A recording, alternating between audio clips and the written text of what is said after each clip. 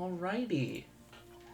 So, in our session 0, we had left off with all of you walking up to and arriving at the Roth Company camp. Sorry, the Roth. I can't even pronounce my own things half the time.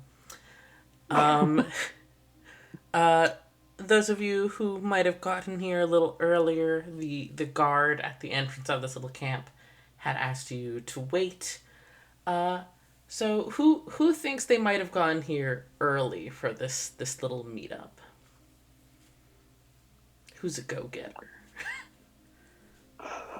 I went first last time. Someone else. Actually, I feel like how do you spell Wraith correctly? Sorry. Rotte. Beautiful. But it's pronounced I feel like like there's an H. Evanna. Gotcha. I feel like Evanna would have gotten there maybe first to kind of scout out the land before fully walking up. Mm-hmm. Hell yeah. Uh, then for simplicity's sake, we'll say the other three of you, Brutus, Maeve, and Dr. Grimm, are all approaching at roughly the same time to overhear the guard telling Evanna as such to wait out here. And I'm going to put Chloe on the spot since Evanna's the one who's here already. Oh, for Uh, fuck's sake. can you describe who they see as they approach?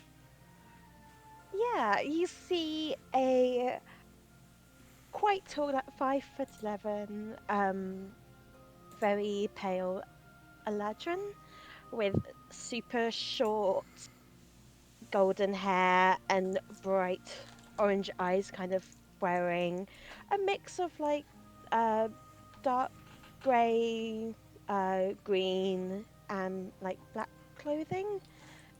Um, kind of like I explained before, like from kind of the neck downwards, you don't see any skin. The only skin you can see is their face, which kind of has quite a bit of scarring, and some fresher than others, some a lot older.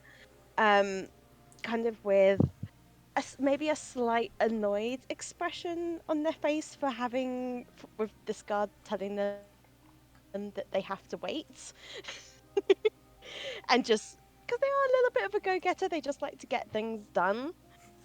So is they're like slightly annoyed, just kind of isn't very patient, but is trying their best to wait patiently for everyone. Hell yeah.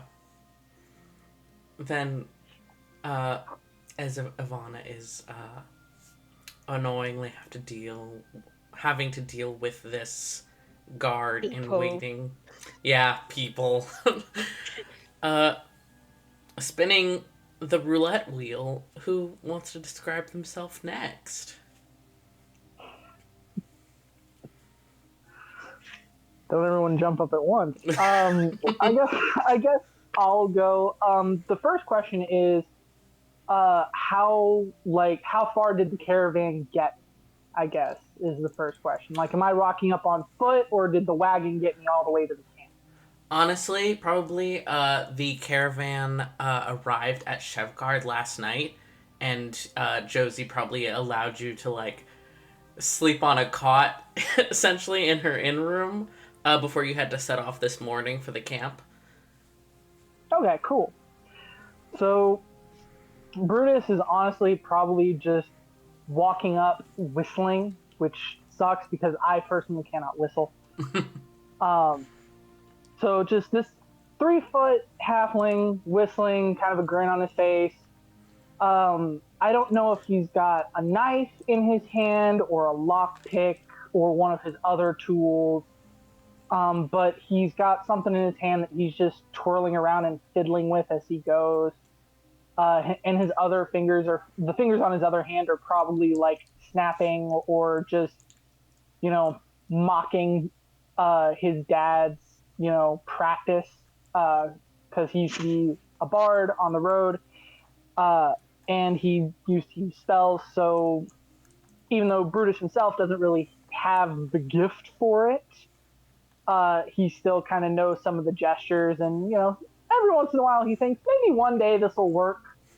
So he's probably just kind of randomly doing magical gestures with the other hand.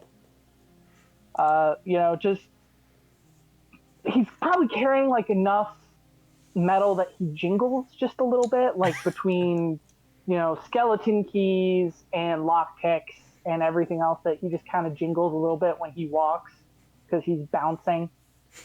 But beyond that, he's just a very standard looking, 3 foot tall, bald halfling, whistling his way up to this guard and kind of looking at Evanna like, you seem impatient.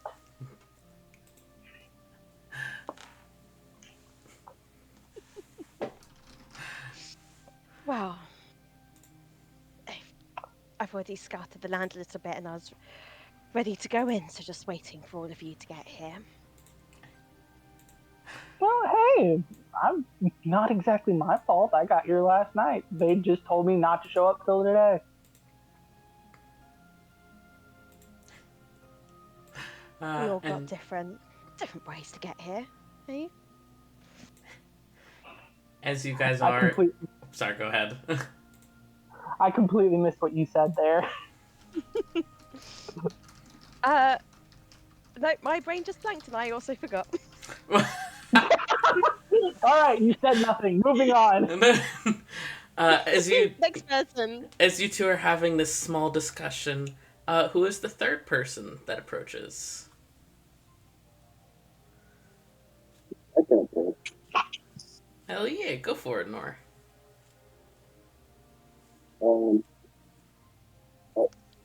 Before I describe this, how did I arrive? Because I was at a camp. How did they send me here? Yes, so the previous day was when you had been helping at the infirmary and stuff, and Senna, the cleric there, had told you to come here to the Roth Company the next morning. So it's up to you whether you've been staying in an inn, or maybe you have your own tent here at the edge of town. Completely up to you. Okay. I'll go with the tent on my own. Hell yeah. So, you see, quite frankly, the most plainly looking plague doctor walking right towards you with this menacing aura about them, kind of head facing the ground, but you're not entirely sure if they're staring at the ground or that's the only way that they can see out of their mask, as they kind of just are groveling towards the gate, very very open, empty-brained, not really thinking about what's going on, almost as if they don't notice that you guys are even there. And when it gets up to the gate, they just kind of stand there and don't acknowledge your presence at all. Honestly, the only thing coming into my head right now is Igor. Hell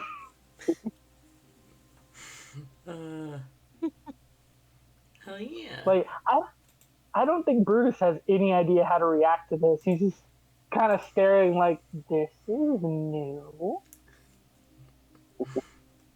Evanna looks just pretty unfazed. It's just like, so you're one of the other people on this mission of sorts then? Here. Sorry, could you... Your mic is sometimes a little garbled, Nor. Could you say that again? Sorry. I was paid to be here, so yes. Can respect that. Definitely respecting that. Out of curiosity, they are kind of like an undead. Is there a smell to that we should be experiencing right about now? scent of like a corpse to them. Oh, Brutus is definitely picking up on that and has no idea what to do with it.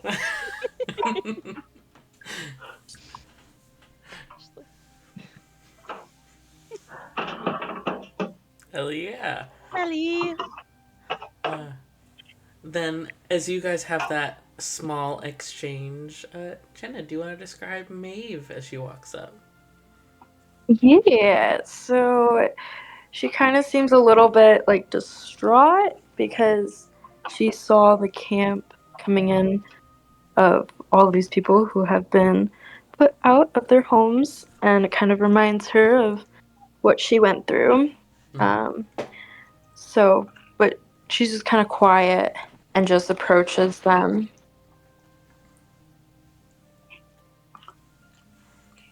So, hang on a sec.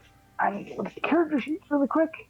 Because the big question is, are you walking up with Clover right now? Because if you Yes. are, okay, Brutus is all eyes on Clover right now. He is enchanted. Like, the only thing stopping him from going, "Can I pet your deer?" is the fact that he has no idea who any of you people are. Can I pet that dog? Yeah, that meme. Can I pet that dog? Can I pet that dog?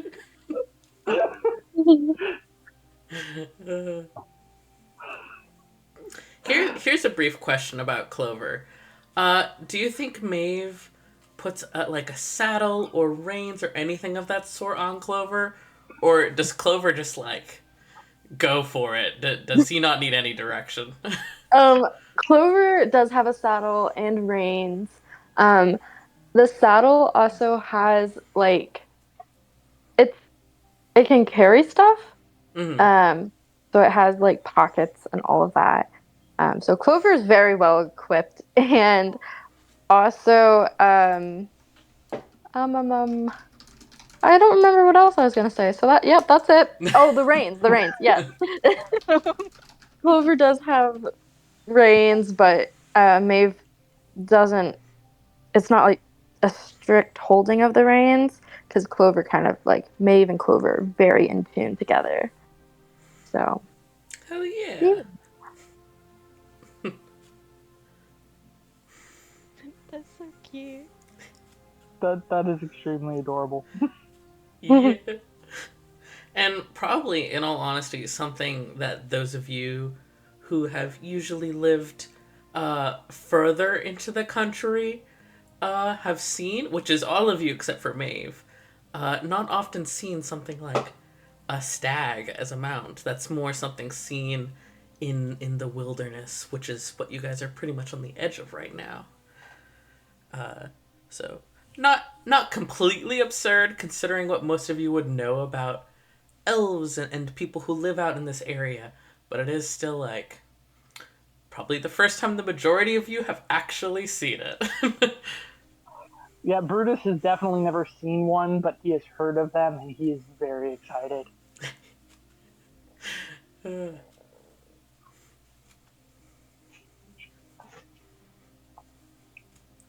Lovely. Like, So I've we're honestly, all here then?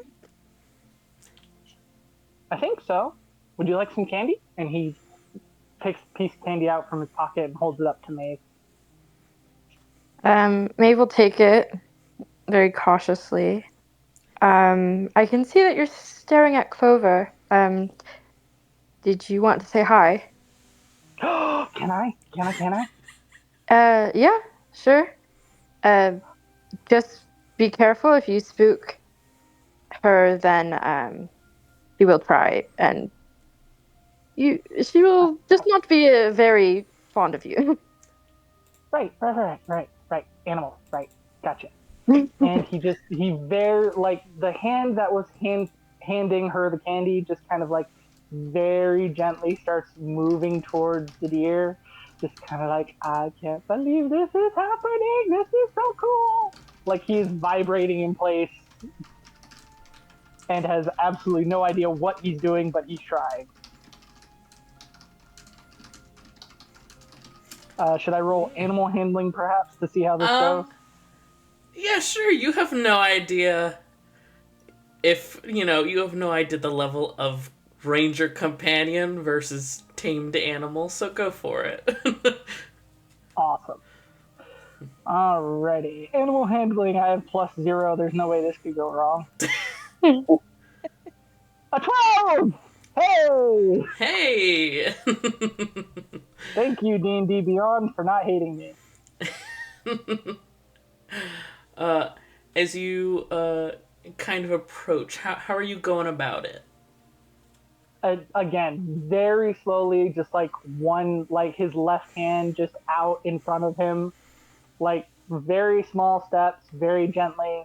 I don't think he's not humming, he's not whistling, he's just got a hand out, just kind of going, hi.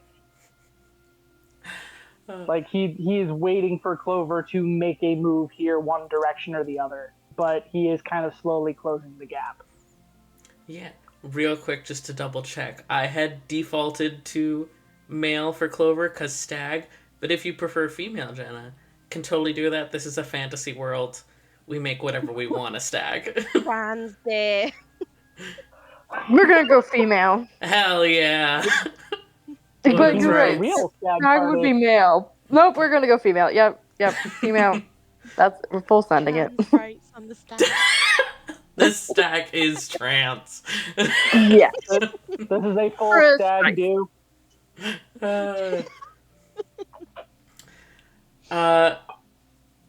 With a 12, you're certainly not scary to her, especially because she's been around people before. But she kind of paws at the ground a little, stares at you. It's the vague impression of like an eyebrow being raised, like, buddy? Yeah? Okay, And yeah. just kind of glances at Maeve as if double checking. That's incredible. Maeve is gonna give over some reassurance, just like petting the top of the head. You get a little sniff then, Brutus. He's going to take the wing and back off. Like he's just like, I basically got to pet a deer. It's a good day. I am not pushing my luck yet. The day is not started. I was told sassy. Clover will be so sassy. Oh no. Oh no. Clover is very, very sassy. Deer. Oh no.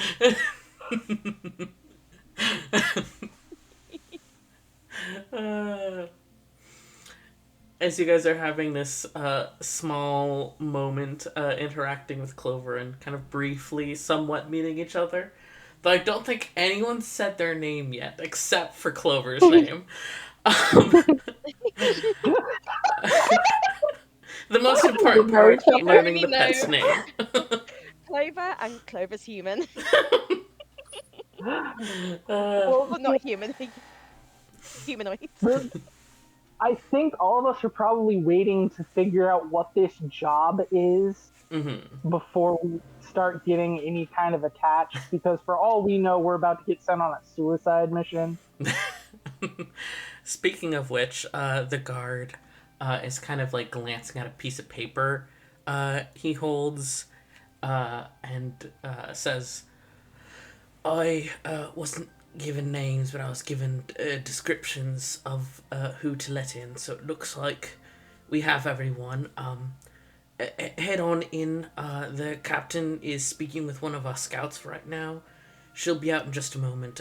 Feel free to sit by our fire. I think we've got some coffee going. If none of you have drank any yet, make yourselves comfortable. And he steps to the side to let you guys into the camp proper. Thank you. Appreciate it. Of course. He is also, like, looking at Clover. We're gonna walk in with a deer. That was great. He's not quite looking at Clover with the same awe as you guys. It's more nervousness as he glances back into the camp at something. Which the first of you see as you step into camp. It looks like most of this camp is empty right now, which makes sense. They're probably out doing what they're here for, fighting and stuff, defense, that kind of thing.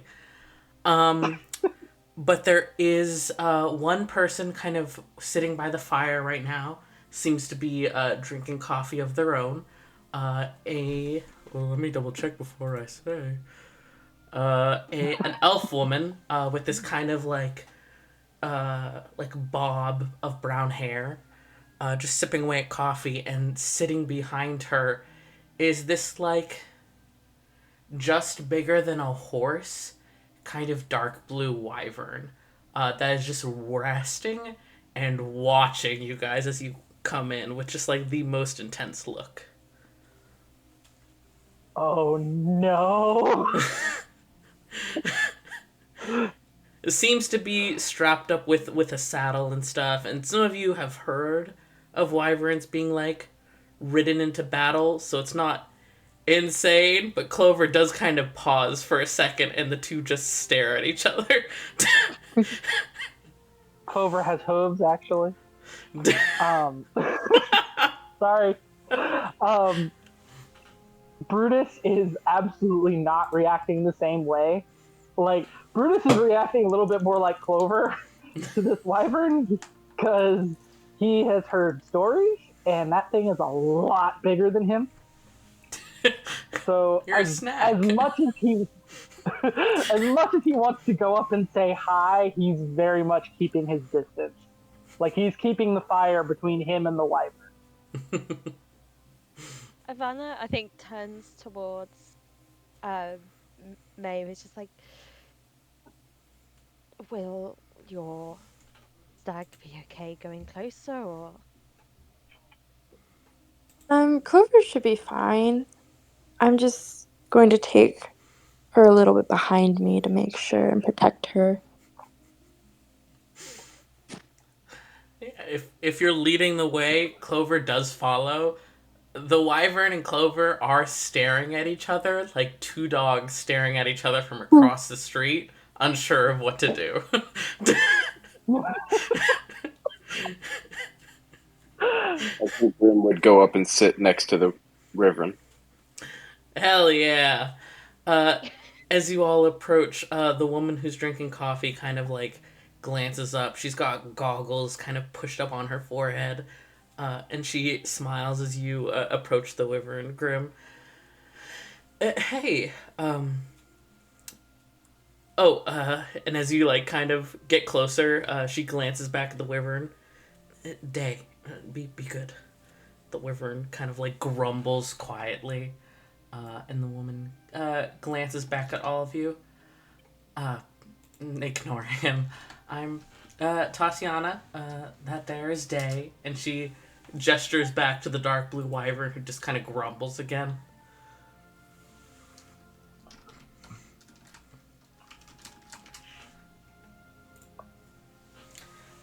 Would any of you like some coffee? Brutus kind of raises his hand and says, "Yes, please. I would like coffee." Coffee would be lovely, thank you. I'll also take a cup, please. Of course. Oh, no need for that. Sure thing. She kind of glances at the mask and then goes to pour some more coffee for you guys. I'm assuming you're all taking seats around the fire. Yes. Again, staying as far away from the wyvern as he can. Fair. Everyone's happy to sit kind of like between the doctor and someone else to make a bit more space in between those who don't want to be close to the wyvern. Fair. As you sit, Grimm, Day, the wyvern, kind of like sniffs at your coat a little, clearly smelling your natural scent, to put it nicely. Doesn't seem thrown off by it. So very normal. and just kind of just lays his head back down on the ground. Tatiana watches for a moment and smiles at you. He doesn't normally like a lot of people, so that's a good sign. That's terrifying. He Just look up and look back down at the ground. he's a bit better behaved when his flight partner is here, but she's being looked after right now, and she gestures towards one of the two big tents in this camp, which seems to be like a private infirmary. And as it's like mentioned, you guys can hear like faint shuffling from in there and like a hiss, and somebody saying, "Oh, calm down, you big baby."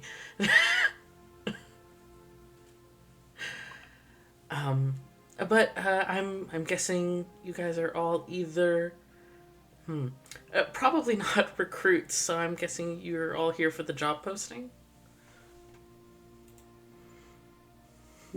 Brutus just nods. Yeah. Yeah, I'm here for that. Cool, cool. Sorry, I didn't catch any of your names. Oh, yes, we didn't do that. My name's Evanna. Lovely to meet you. And we'll just go over to shake her hand. Yeah, she shakes.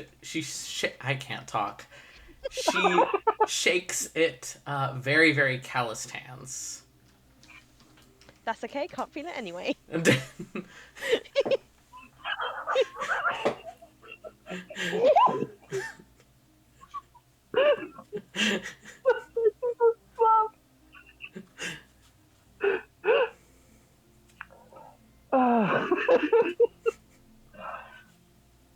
Brutus just kind of waves again. Just Brutus, hi, locksmith. Good to meet you too. Like he is eyeballing this wyvern. He is incredibly nervous about this thing. You can just ask to pet things if you want to pet them. It is not about petting. It is about the fact that that thing is big enough to swallow me in one mouthful. Most things are. Well, why don't you get close enough then? The wyvern ate Brutus. There we go. Jesus Christ.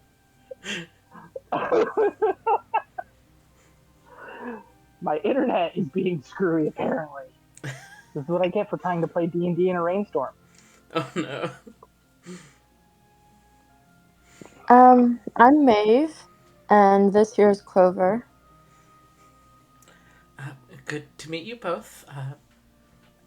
Not Likewise. not to worry, either of you. Day isn't much of a game hunter. He's spoiled like that. There's another like loud rattling grumble from the wyvern. I'm not sure if they think that. He's a grump.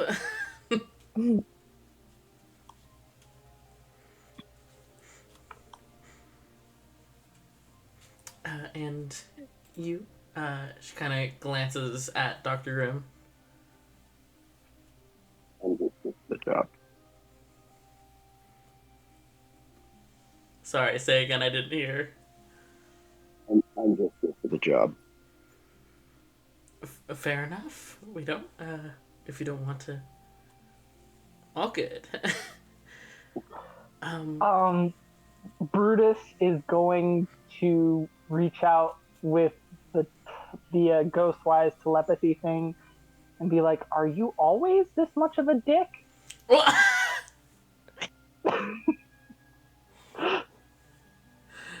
don't think Grimm would know how to respond with telepathy, and so out loud would say, yes.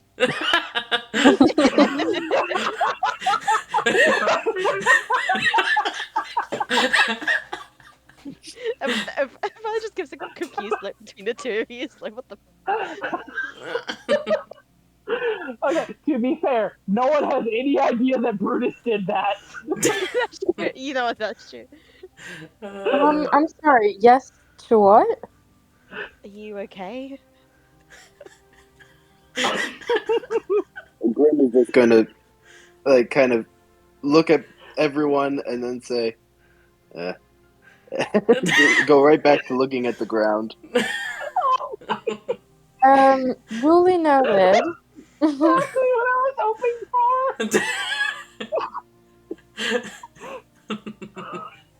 uh, um, Tatiana's kind of watching this, a bit confused herself, and then clears her throat. Well, if you guys do accept the job, you might be working at least a little with me and my flight partner, Leo. Leo's giving our report to the captain right now. But we're Wyvern Scouts for the company. And as far as I know, we are also going to be delivering some intelligence to you guys. So, who knows? We might see you out there on the field.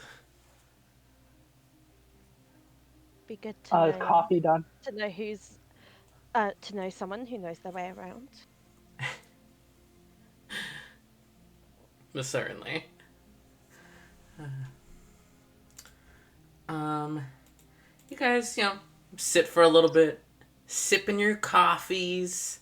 Uh, Tatiana will make like idle chit chat with whoever's open to it, just about various small things. Is there anything else you guys want to specifically talk about while waiting, or just let the time pass? Brutus, probably after a couple of minutes, like he has coffee in his hand, just kind of cocks his head and goes, "Do wyverns do candy?" Tatiana kind of seems to think for a moment, glancing back at Day, and then turns to you. I'm not sure. I know most of them are omnivores, so they prefer meat. Uh, I mean, considering some of the awful things I've seen other wyverns eat, I doubt it would hurt him. I just don't know if he'd take it. Feel free to try, though. So Brutus, like hearing this, immediately like whistles, like that really sharp whistle when you're trying to get the attention of like a dog or something, to see if he can get this wyvern's attention. Clover looks at you. And and regardless of whether or not it works, he's going to get another piece of candy out of his bag and throw it at him. As you whistle, you can see like the scales behind Tatiana move a little, and then you throw the candy, and there is a snap of like a long neck and jaws, like so fast, just snatching the candy out of the air.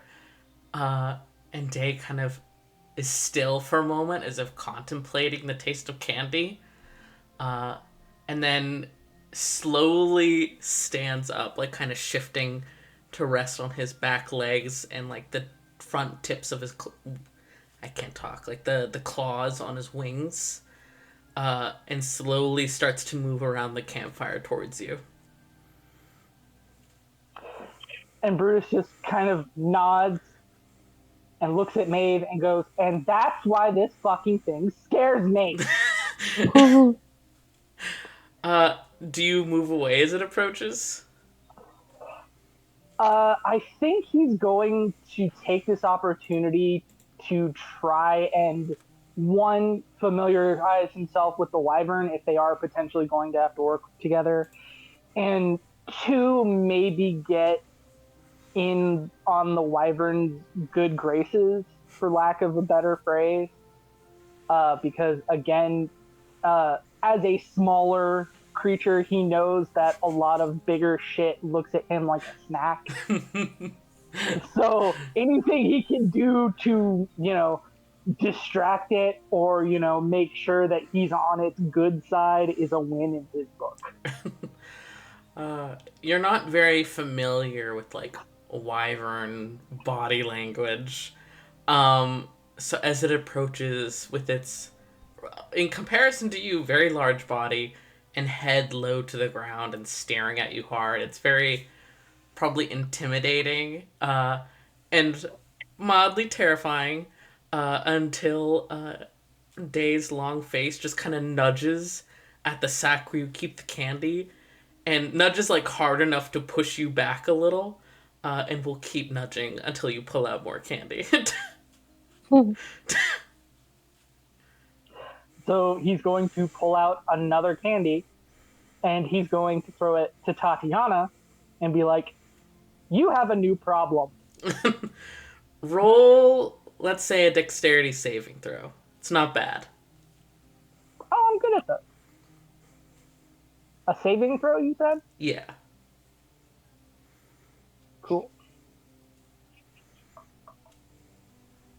Hey, dirty 20! Hey! 14 plus 6. Ooh. You managed to avoid getting shoved over as Day immediately, like, flings himself after it. Totally would have bowled you over. Tries to grab it, has to stop because the fire's in the way and grumbles as Tatiana catches it. And she laughs and mutters something. Does anyone speak Draconic? I do. Hell yeah. Then, Maeve, you're the only one who understands, as Tatiana in Draconic says, "Down, Day, heal." And he grumbles a little, and moves to circle back around the fire and starts sniffing and nudging her, trying to get the candy. Okay. Grumpy dog who Brutus- just wants treats. Aw. Well, Brutus you get hears eaten her- today. Brutus Tomorrow hears is another day, though. Tomorrow's always another day.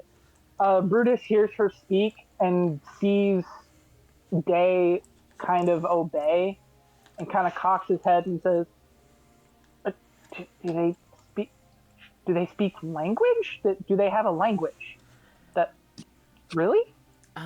He doesn't quite, well, the wyverns don't quite speak a language, but they understand Draconic. So it's wyvern riders will often learn at least some Draconic to make themselves understood. Some wyvern, if they're brought up around people, will understand bits and pieces of common, but Draconic just naturally comes easy to them. I might need some lessons at some point if you don't mind. Day is good, but maybe so.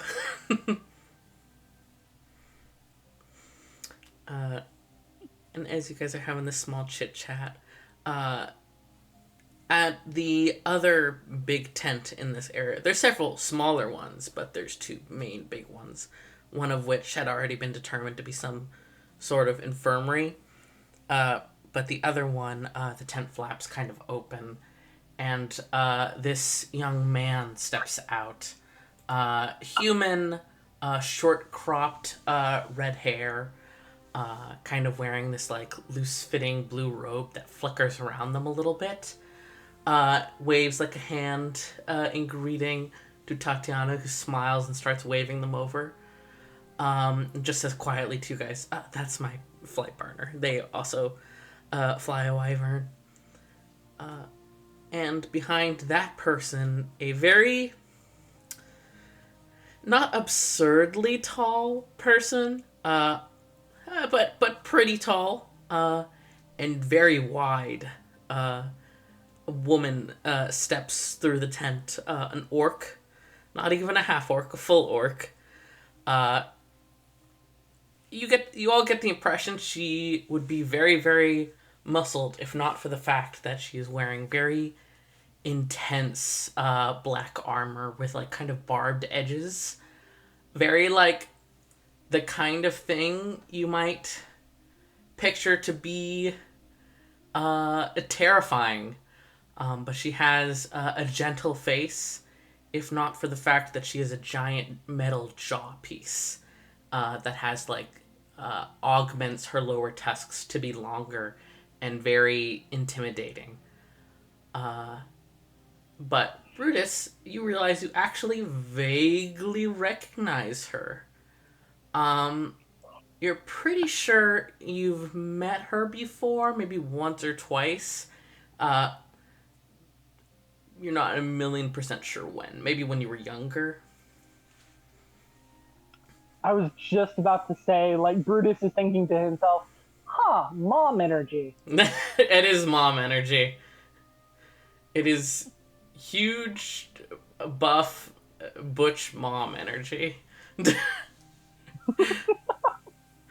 uh, but she notices you all and immediately raises like a I can't talk, like a gauntleted hand towards you all and gestures to come over. Come on, we have much to discuss.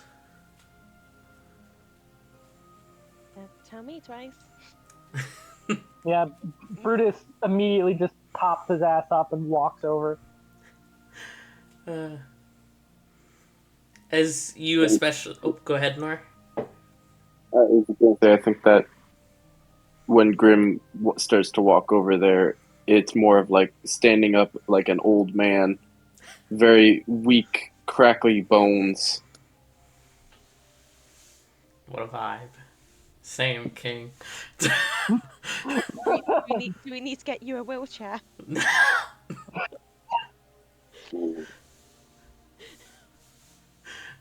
Hey, there is a statted out combat wheelchair in 5e. It goes hard. Or Walker, if that's more your style. Battle walk. Might have to find him one. End game for Grimm, ATST. But as you especially approach Brutus, the orc woman kind of pauses, and then you can see like the light of recognition, and she leans down somewhat to see your face better. Is that the little Brutus?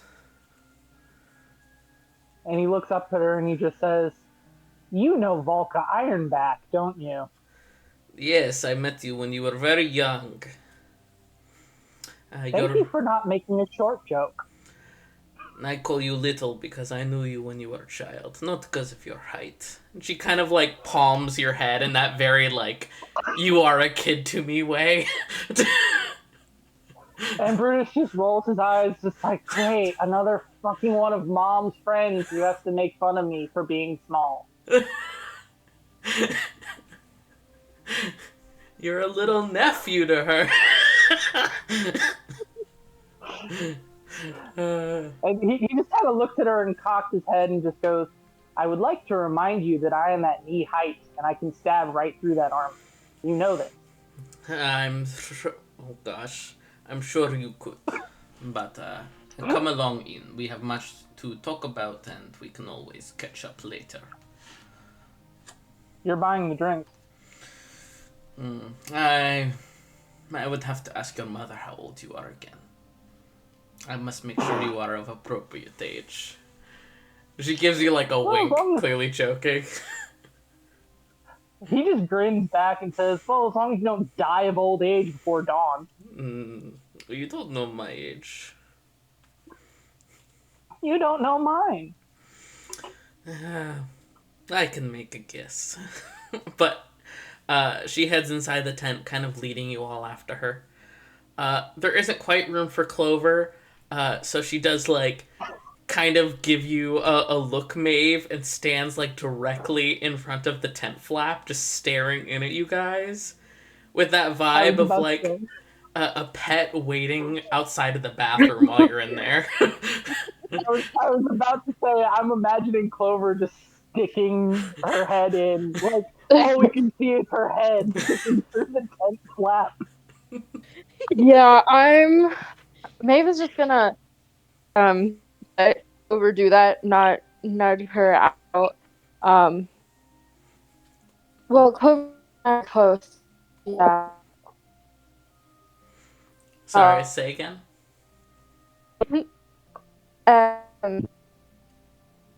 Jenna, you're a robot. This is so sad. No. Oh, your voice Okay, is I'll back. try again. Ah! Oh, no, come back. This is an F. Uh, welcome back. Is it better? Yeah. Yeah. Nope, wrong Yay! channel. But what had you been saying, Jenna? Um, Clover and I are very close, so we try to stay within eyesight of each other. So if I need to step out, but Clover will just look in. The orc woman kind of gives a nod, making it clear that she's completely fine with that. Not an issue for her. Um, honestly, Connor. Uh, but she leads you all into what is clearly like part command tent going off of the large like map table in the center of the area, but also on the side there's like a cot. There's an armor stand. Like she lives and breathes in this tent around this combat map, which is covered in like little small colored figurines to denote different military outposts where different battalions are, things like that. Is this a map of the front lines or somewhere else? It is a map of specifically this valley, just denoting what we know of the enemy's movements. And who exactly is the enemy? The Empire, of course. They seek And they seek to invade us, to kill us all. We must fight to protect our borders every day. Worth noting, does Brutus have to climb up on a stool or something to see the map properly? There's a few different like stools and stuff already set around. So if you want to get a better look, you certainly can. Yep, that's immediately where he's going. He wants to get a look at the map. uh, uh, those of you who are trying to maybe pay closer attention to like glean anything important off of this map can go ahead and roll a perception check. Perception. Character sheet, where are you? 18. 15. I got a 10. Hell yeah, Brutus. It's a whole lot of little chess pieces, children's toys. Totally. Oh no! Uh, Oh no! Brutus, Oh don't turn. no! Oh no! Dr. Grimm and Evanna, though, as you note, like taking note of what you both know of where the border lies, where you guys are currently taking a look at this map, it's very clear that either just in general or maybe because you guys were coming in, there are no figurines denoting like where the alliance forces are, like such as the Roth Company itself or anything like that. It seems to only be marked with enemy positions. But unclear if that's because of you guys specifically or just in general. But the orc woman moves to the other side of this map table and kind of glances at the four of you gathered around. Excuse me. So, I'm Captain Zykozok, Rayleigh Zykozok. I'm the leader of this current battalion here at Chefgard. I am the one who put out the job offer. I apologize, I cannot immediately tell you all of the details of the job. No offense to any of you, but I must be assured of your loyalty and that none of you are traitors to the Federation.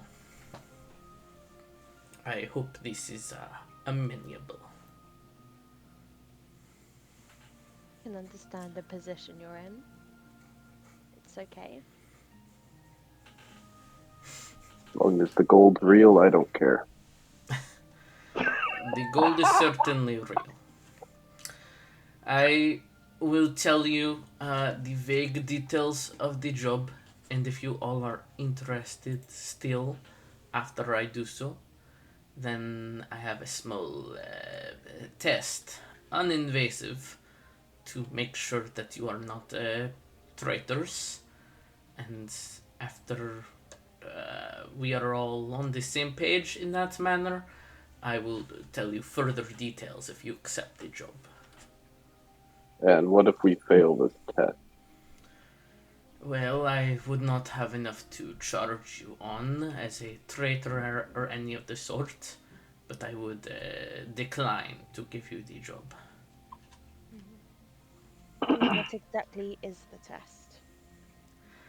It is a small magical item which can determine if you answer a question truthfully or not. I do not intend to ask anything invasive, just questions along the line of if you intend to sabotage the mission or if you are tied to the Empire, anything of that sort. Mm-hmm. I do not wish to intrude on private lives.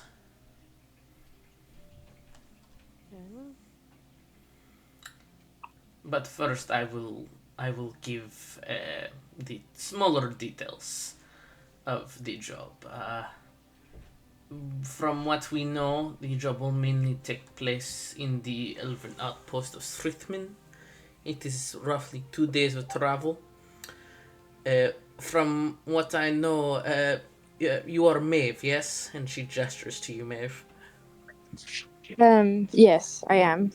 Good. I was given your description by a captain there, and told that you were going to escort those who were on the job, yes? I believe so. Good, good. Then Maeve here will guide those of you who accept the job, uh, as it is suggested to avoid the main roads, as that is where conflicts and battle have been taking place. For each of you, including you, of course, Miss Maeve, there will be 200 gold pieces each for the return of information to either myself or a designated ally in Srithmin. Additionally, there will be another 100 gold pieces each awarded to you for handling any traitors or spies. And when I say each, I mean both for each of you and additionally for each traitor that is flushed out. It is up to you whether handled means dead or alive. If they are dead, we can at least ask a few questions with the help of casters. However, it is easier to question people if they are still alive. If mounts or travel supplies are needed, they will be provided. Do these details sound amenable so far? Sounds very cushy. Brutus is still staring at the map and just kind of gives a thumbs up. Good. Once That there, works for me. I'm glad. Once there, two of our operatives, one of which I believe you just met, Tatiana, will meet with you to give more up-to-date info. There is also someone in Srithman being interrogated about these suspected traitorous acts. So it is a very tense atmosphere there right now, as the front lines are not at all far from Srithman themselves, or even the nearby town of Remanen. So we are looking for more subtle abilities, or those who could possibly go unnoticed. Additionally, I requested the presence of someone with medical expertise. I have been told that you have such a doctor. She looks to you. Yes. Good. I do not know much of the details, but I am informed that you have been told some. I have heard of a strange illness that is killing soldiers. So, if you are amenable, I would like to request to make it part of the job that you gather any notable info while you are closer to the areas where these cases are being reported. Further information would certainly help us with dealing with this illness. Okay.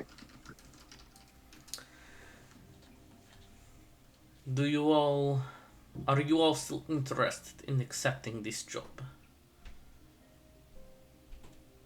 Hey, sounds good. I am very interested. I am. Brutus shrugs and just kind of goes, I have some concerns about an illness that I haven't heard of before, but sure. I don't know much, but the doctor here will know more. Don't worry, little one. It'll kill you quickly.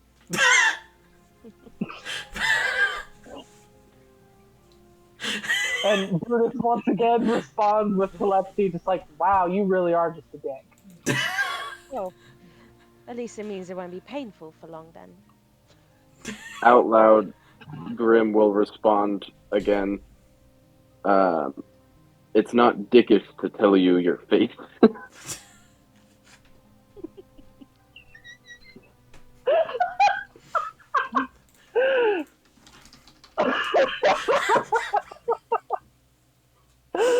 Okay, so the real question now is whether or not the fucking orc Zikazak, whether or not she knows that Brutus is fucking with Grimm.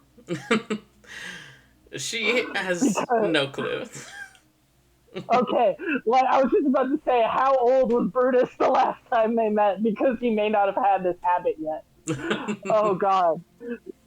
So he's not gonna own up to it at all. He's just straight faced, just sitting there like, well, that's a strange thing to say out of nowhere. She is giving Grimm like a slight side eye.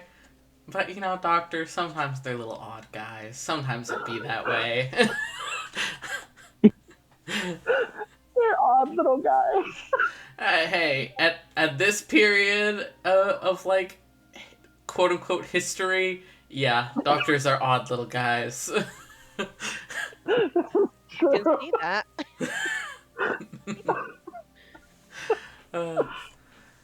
Well, if you are all still interested in the job and wish to accept, then. And she kind of reaches under the table, and there's this, like, a soft sound of a drawer being, pulled open, the drag of wood against wood.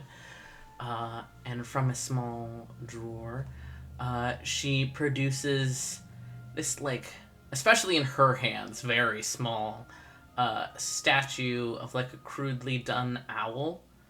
And she holds it for a moment and glances at each of you.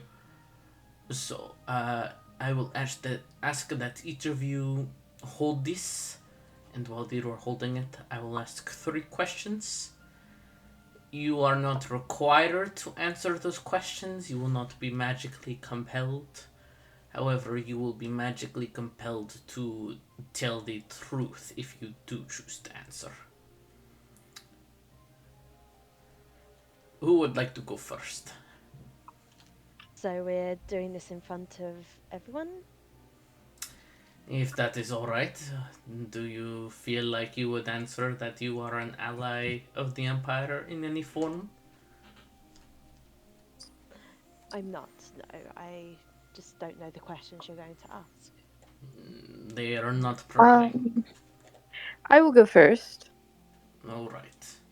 And she reaches across the table to hand you the small statue, which is cool to the touch with a very rough granite-like texture.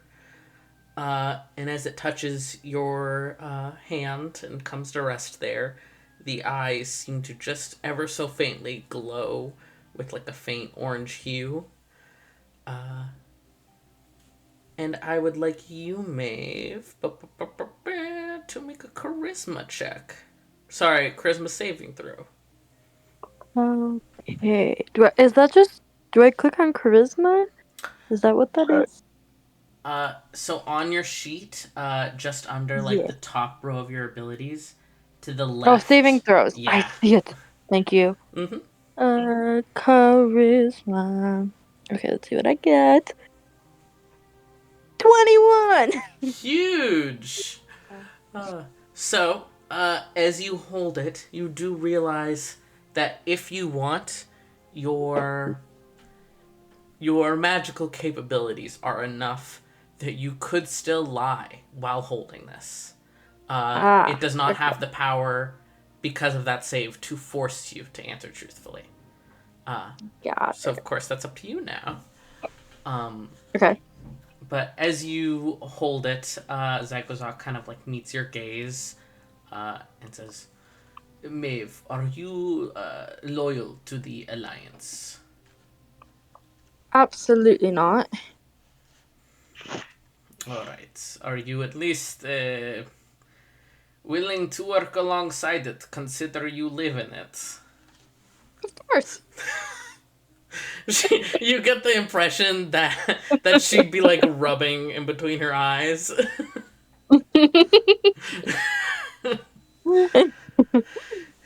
Or for a curveball. Yeah. My second question is, do you have any ties to the Commodian Empire? Fuck now. Good. And my last question, do you intend to purposely sabotage this mission in any form? No. Thank you. Who would desire to go next? Brutus mage hands the statue. Yeah. He just yoinks it over to him at the table. He's too lazy to go pick it up. As it touches your actual hand, go ahead and make me a charisma saving throw. Brutus is going to not try and save against this. Sure He thing. literally does not. He does not care enough to try and save. Fair. Then as you hold it and the eyes kind of light up with that faint orange color again, Captain Zykozok says, Brutus, are you loyal to the Alliance? I'm not stupid, I live here, yes. Do you have any ties to the Commodian Empire? Does an old mercenary company count? Although I think they work for you guys. Never mind, no. She gives you a look, but nods. And do you intend to purposely sabotage this mission in any form? Not as things stand. Fair enough. Who goes next? I'm happy to go next. Of course. Put my hand out, ask for it for Brutus. he's gonna mage hand it over to her. It's like, here, don't care. Thank you. Weird statue. Like, this is basically his aunt. He does not give a fuck. Essentially, yeah. But as you take it, Evanna, go ahead and make your save. And yes, you do have advantage on it because you're eladrin. Thank you. 22. 22. All right. Again, you get the impression that you could lie if you wanted to. Zykozok is like giving you a look. Not like distrustful, but she's certainly looking at you very intensely. I get the look. I did nothing wrong. As she says, Evanna, are you loyal to the Empire? No. Do you at least work alongside the Empire because you live in it? Wait, no, I got confused.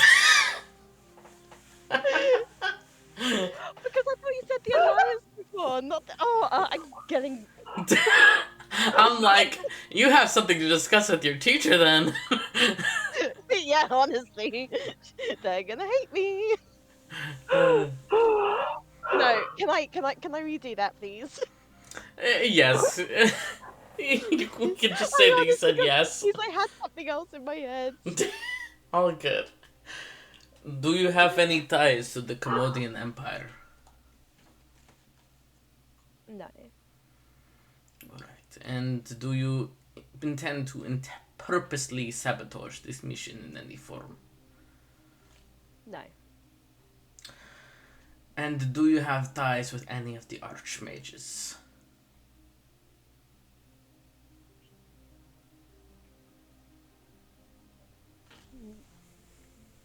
no. Alright.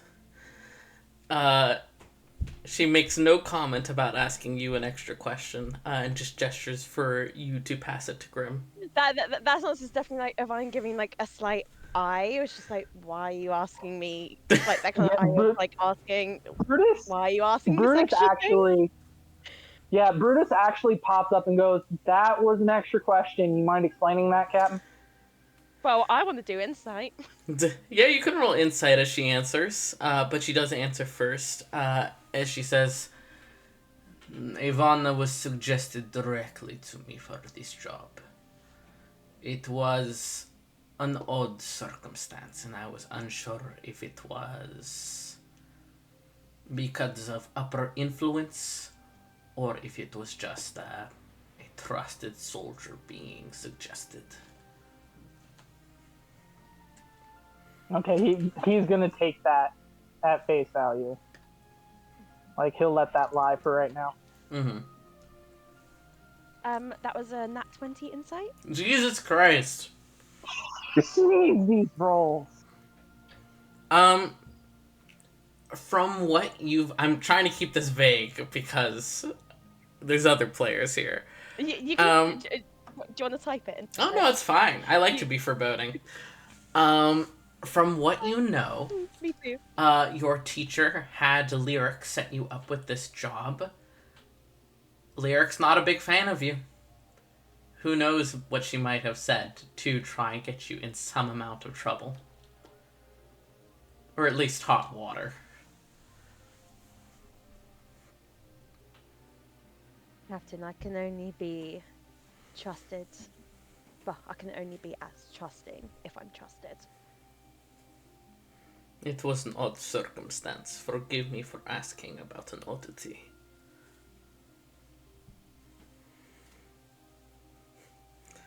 But now that Dr. Grimm has the small statue, go ahead and make a charisma saving throw.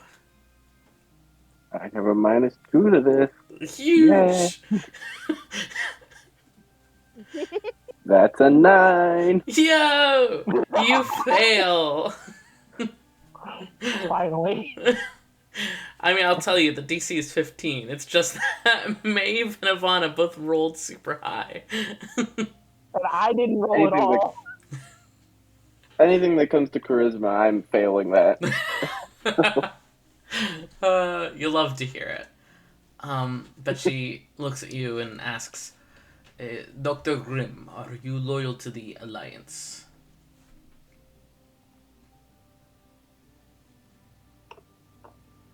Loyal to the Alliance. I don't know if I'm loyal to anyone. She gives a heavy sigh. At least in the sense that you live in it, and you don't want to be invaded.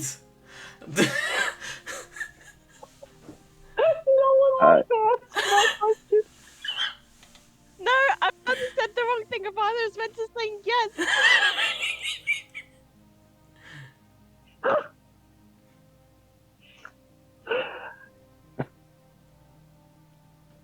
I don't think that I have an alliance to anyone.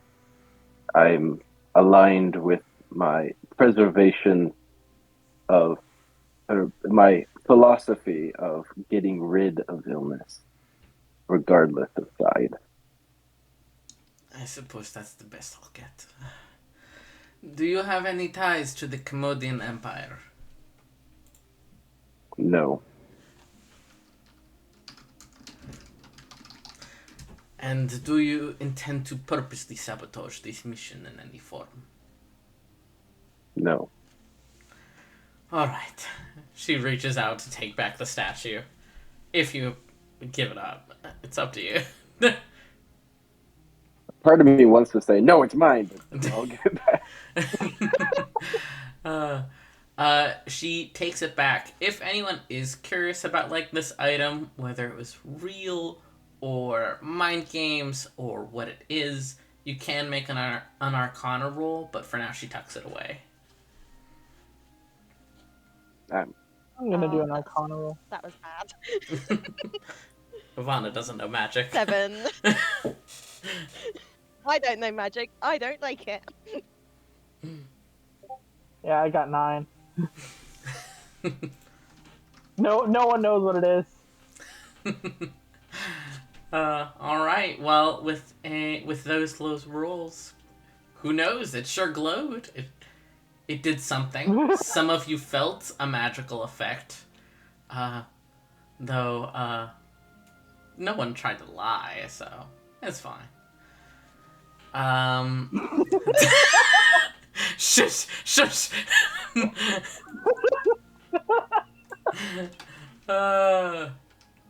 That's the wrong channel.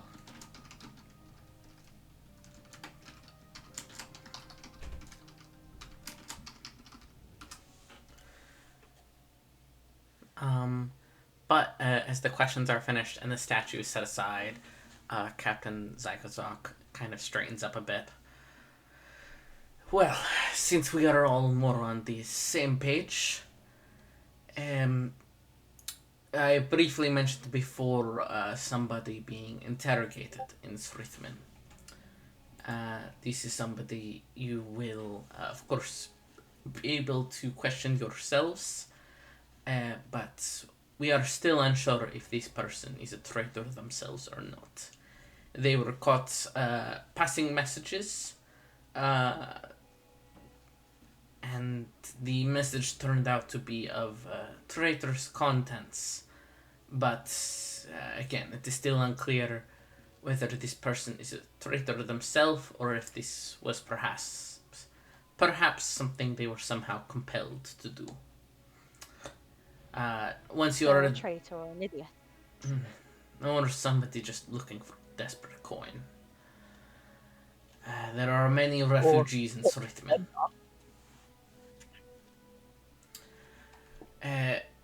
But there have been many messages that have been cut off. How you say intercepted. I don't know the contents of all of them, as we have been careful about passing too much about them around, as we don't know who else could be possibly in on this. There is an ally in Srithman alongside the captain there himself. She is helping with this interrogation and other information gathering. Once you are there, you will find out some more. And the Wyvern Riders will be patrolling the area in these coming days to try and catch anyone else, such as messages via birds or other on-foot messengers. At Srithmin, once you arrive there, try to report as fast as you can to the head of the guard, Captain Thormcarton. I believe you know him, Maeve. She gestures to you.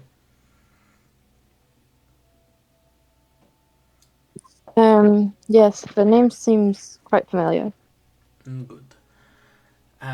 He will fill you all in a bit further about what is suspected, any persons of interest, and other evidence. Sorry, I'm making sure I'm not missing anything. We are most worried about spies or traitors in Srithman, as it is a military outpost at current, alongside being a city. But it is also of concern that there could be some in the nearby town of Romanin, which I will put the spelling of in info.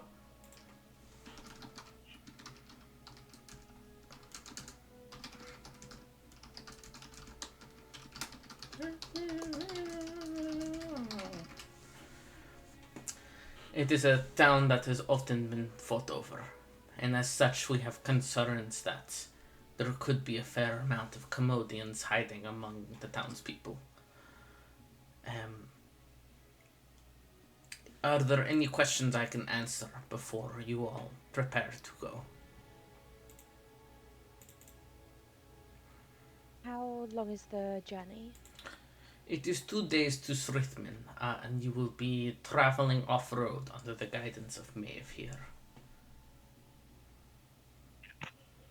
Alright, so find traitor, kill traitor if absolutely have to, but probably should capture them, get paid.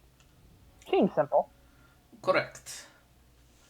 And any information at all will be rewarded, of course, with the possibility of future work if interested. How many of you would possibly need mounts? I understand that Maeve here most likely would not, but what about the rest of you? Unless you've got a caravan for me to use, yes. I have a pony. That'll do. What rides do you have? For now, mainly just horses and one pony. I apologize.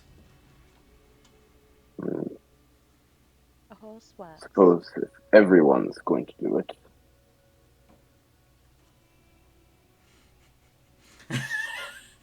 I was tempted, Connor. Fuck you!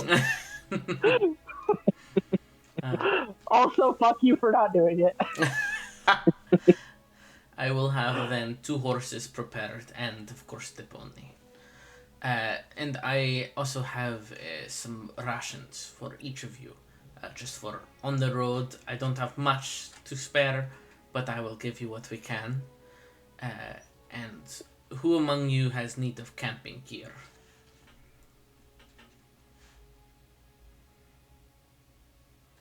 I don't think Brutus have does. them.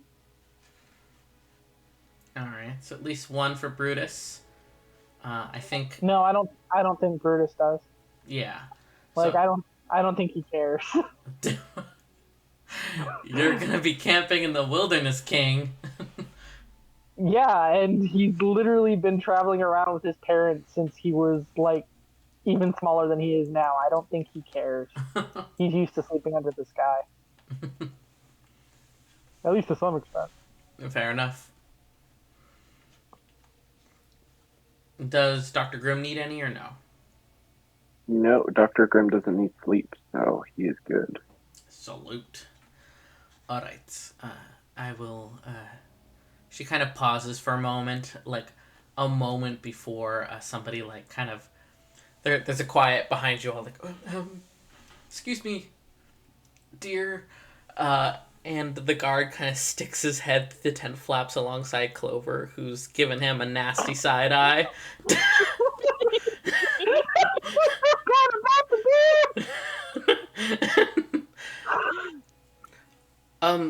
So I'm having a hard time getting out of the accent. Sorry to interrupt. There's some papers that were delivered for a Dr. Grimm, apparently from the infirmary. Something about medical reports. I will. Grimm will walk over and extend their hand for the papers. Oh, right. Here you go. He hands them off, and Zegazok like quietly instructs him to, get the horses, the pony, whatnot. And are you taking a look at the papers right now, Doctor, or later? Yes, I'll take a look at them now. Sure. So from a quick glance through, they are indeed a compilation of notes and reports from both the cleric Senna and Dr. Penn, the coroner you met yesterday. And they seem to, both of their reports go into more depth about the illness found in both alive and deceased patients. You would need a bit more time to start getting more in depth on these notes, but you could probably do it, honestly, while the others are asleep at camp. Okay. I will put the papers in my backpack. Hell yeah. Grimm called everyone normies. I can't believe this.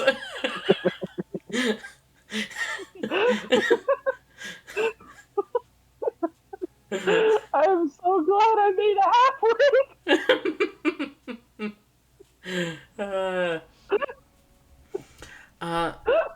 Then, after a moment, the guard returns, apparently having prepared the horses and the food as instructed. As you all are leaving, Captain Zygazok kind of like taps your shoulder for a moment, Brutus. In all honesty, take care. Your mother requested that I keep an eye on you, but sadly I personally cannot. So, I intend to make it very clear to you that if you do not stay safe, it will be a problem.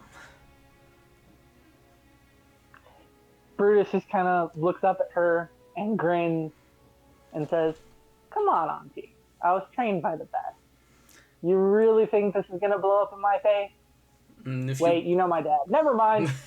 If you call me auntie, I will cry. Leave.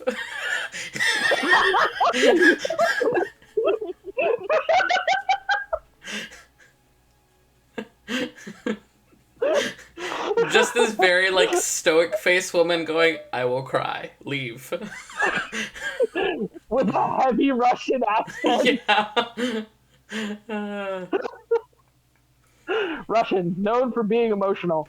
Truly, truly.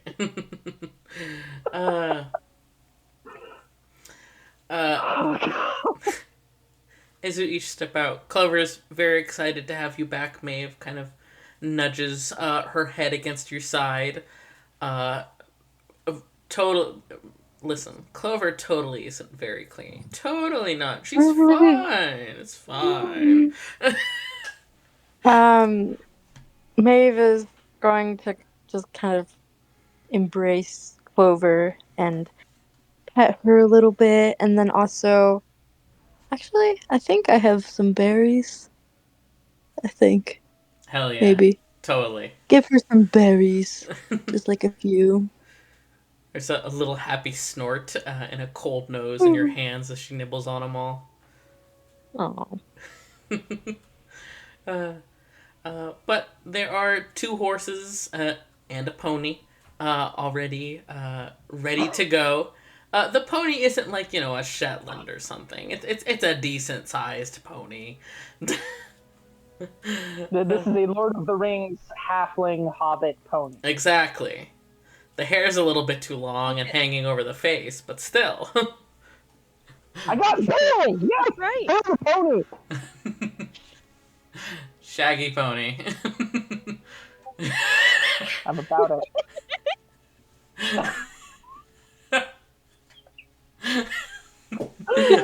Oh my god. Is that not just a goat of Brutus? Brutus is the ball. Real. I fucking knew this was gonna get vicious about the halfling, but Jesus Christ, guys. Oh, this is great. This is everything I wanted from this character. Get ready.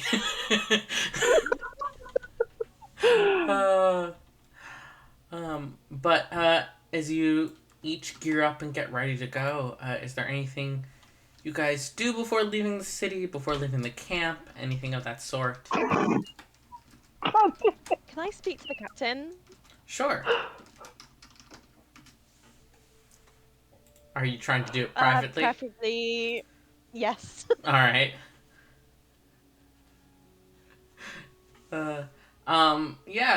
You can hang back in her tent as everyone else is stepping out, kind of giggling about the pony, that kind of thing.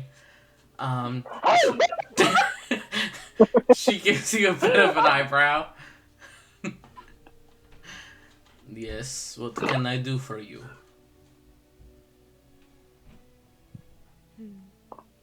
I am curious, Captain. What did Lyric say? I do not personally know a lyric. I was just told by my higher-ups who said that you were coming, that this was a personal request from someone in an archmage's court. Which is abnormal. And why is that abnormal? I do not think I need to describe why that is abnormal. After all, why would someone in an archmage's court be concerning themselves with small-time military operations such as these? However, for all I know, maybe you personally saved someone's life on the battlefield, or maybe you're a family member. Maybe you don't even know the Archmage. Maybe, but it was fun for you to try and trip me up. An extra question? She moves to walk past you to exit the tent, though she kind of pauses and, like, looks down at you. And it is a significant down. It is just interesting that the order came from the Court of the Slayer, that is all. And then she walks past you and out the tent.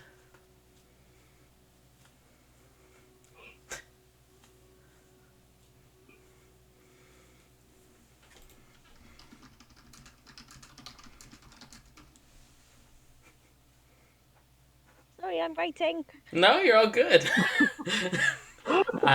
I've seen your notes, Queen. Pop off.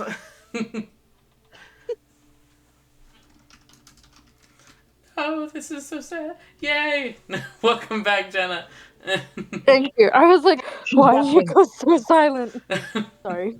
Deafened by accident, probably. Or Discord was having a moment. It happens.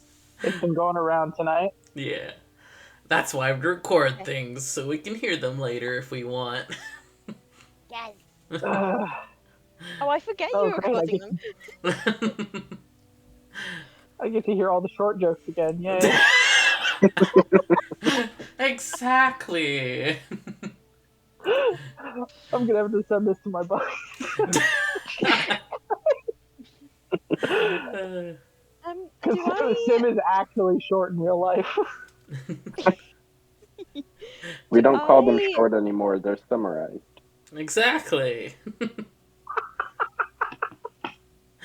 What were you asking, Chloe? Do I know the Court of the Slayer? You know a certain Archmage's court, which has a very violent reputation. It would not be absurd to think that maybe the infantry or regular military folk such as this have a nickname for such a group. Mm-hmm. It's certainly one you've never personally heard. Okay.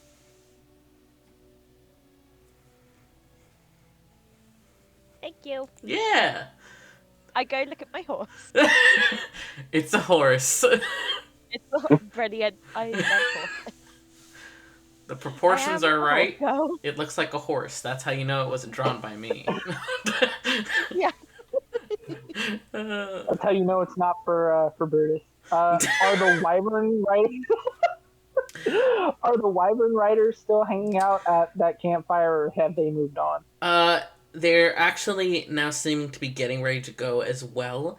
Tatiana is already mounted up on Day with, like, her legs extremely strapped in, is kind of adjusting her goggles and, like, pulling on these, like, heavily padded riding gloves. And Day himself is, like, shifting impatiently. And the second wyvern is out here now, kind of this more, like, amber yellow color, shifting around anxiously. There's a bandage on like the joint of one of the wings. Seems to have been injured recently, and that redhead who came out of the tent earlier is about to climb up on that second wyvern. Tatiana Okay. kind of gives you guys a wave as you all come out. Brutus waves but resists the urge to throw more candy at. All right, you all head off. Hell yeah! This is gonna be a fun day. I think eventually Brutus is gonna have a very fat pony. Okay, he's not feeding the pony candy. I'm sure you have sugar Did cubes not mixed feed- in there. Possibly, but he's sparing with that. Those are ingredients. Those are for him and also for bribes. Totally. Also, he did not give Clover candy. I would like to point out he does not feed everyone candy. Mm-hmm. He's just curious. That's because it's not good for Clover. Clover would get sick. Exactly, and he knows that. Yes, He's not no clover for candy. No candy for Clover. No clover for candy.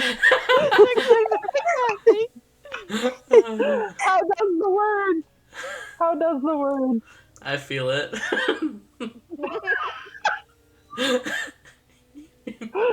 Oh It- God. Nicole, it really do. As you all begin to exit the Rose Company, I can't talk. The Rose Company camp. Jesus Christ! I almost said company. You Company. say company. I know.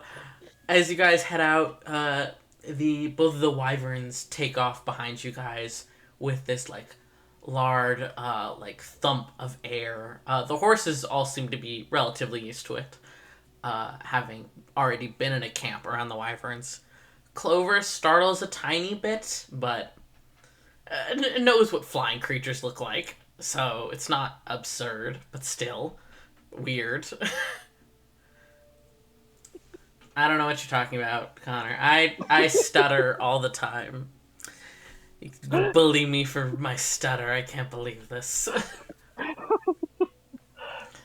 But as you all begin to take off, just before you leave this area proper, what order are you all going in? I'm assuming Maeve at the front to guide you guys. But what about everyone else? Brutus is probably sticking close to her just because, wild animals, and also he's small. If he gets lost, he's kind of on his own.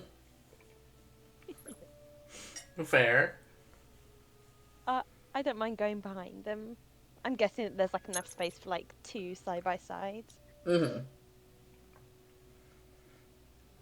Alright, yeah, I'm fine being in the back. Alright. Brutus is in the middle being guarded, so he doesn't get snatched by any birds. Got it. God damn it! Is that pony moonwalking? Okay, I want to take a second to point out it's really unfair that Nor is one being way funnier than me, but also two is doing it with gifs, so we can't even put him in the quote section.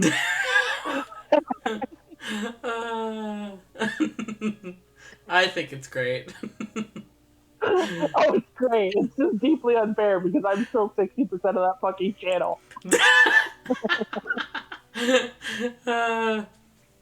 You can add more people to quotes. You just gotta quote them. Such as no clover for candy. But then you all take off. For this first stretch, it is still a bit sobering once you leave the camp to see the collection of refugees, injured soldiers, just like the people trying to rest in the wake of this war that's going on really not that far from here. So there is this like about hour of just awkward like Oh my god, there is tragedy surrounding us. Uh, and then you guys are out a bit more into the fields proper, which are still battle torn, ripped up from cannons and knights in armor and magic, just absolutely torn apart. Like, once upon this time, this area would have been beautiful rolling fields. Like, this was definitely picturesque once upon a time. Now, though, it is just ripped up dirt and clumps of dying grass. It's not the prettiest, that's for sure. Um, Uh, if anyone is paying attention, this is probably the first time they see Brutus not fidgeting.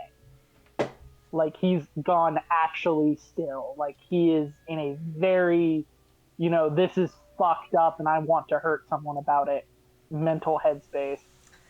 Yeah, like that. He is stimming. Man. That's me DMing. I think Evanna probably sees that since they're right behind Brutus and maybe pulls up next to you and just goes, "Don't, kid, I wouldn't look at that. Keep facing forward." He just kind of rolls his eyes and says, "We're doing this for a reason. We are. I don't want to forget why we're doing it."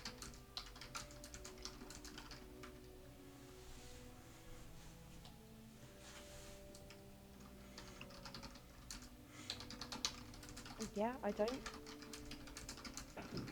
blame you, but you don't need to look more than you have to. We can still remember why we're doing this. He just kind of looks at her and says,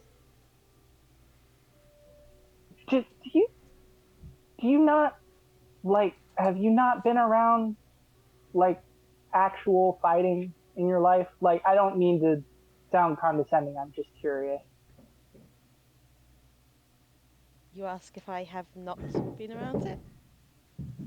I'm asking if you've had to kill someone before. Hasn't everyone? You'd be surprised. The thing is, yeah, it is, isn't it?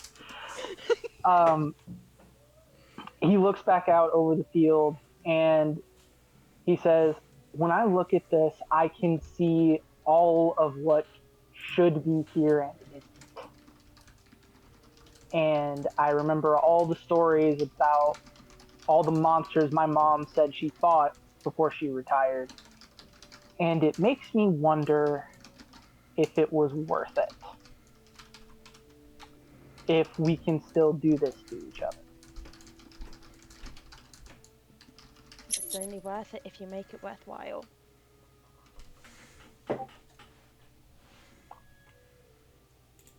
It's all a matter of perspective, I guess. Something like that. Just don't forget about the stories that your mum told you.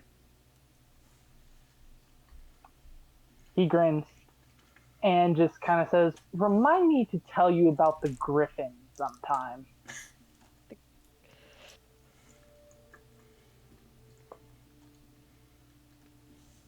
You can tell me about the griffin one time. Because I was like slightly bewildered. It's like, sure? He just kind of rolls his eyes and talking.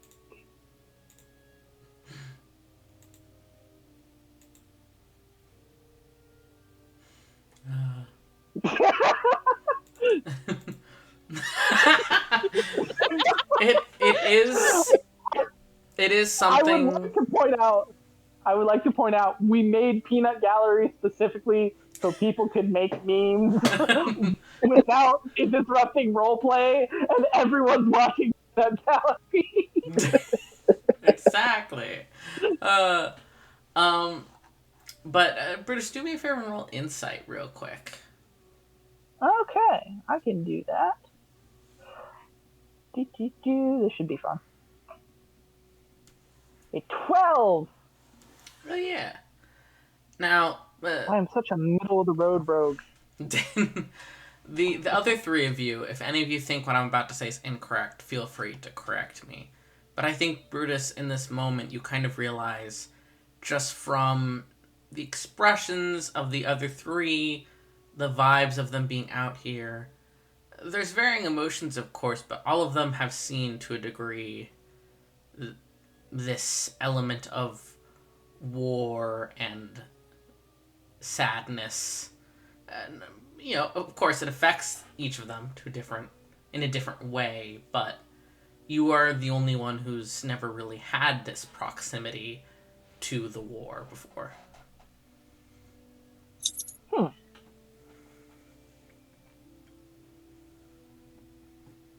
Like I said, I think he just kind of gives her a look and then goes back to staring out at the battlefield. He is just a boy. He's just a little guy. Evanna's just thinking, is just like, we need to get this kid away from from the war.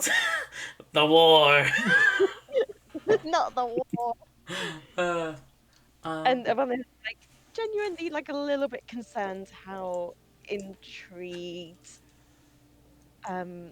Brutus is by, like, just from like looking over and seeing everything happening. So yeah, I was a little bit concerned about that. Fair. Then, as you all travel across this battlefield, it eventually starts to lessen. In the distance, you can see what looks like maybe some kind of battalion returning towards Shevgard. Riding mounts of their own or walking. Looks like some are injured, being supported. Maybe heading back from the front lines for whatever reason, but... Yeah, listen, Maeve is... Once Jenna has to go, Maeve is just focusing on guiding you all. Love to see it. But as you all start to get out of view of Shevgard, further and further away from the battlefields and into more of just the regular fields proper, speaking of Maeve, I do need you to make a survival check just to make sure that you are leading everyone in the correct direction. Okay, cool. Let's see if it That rolls one. 17 times again. Survival.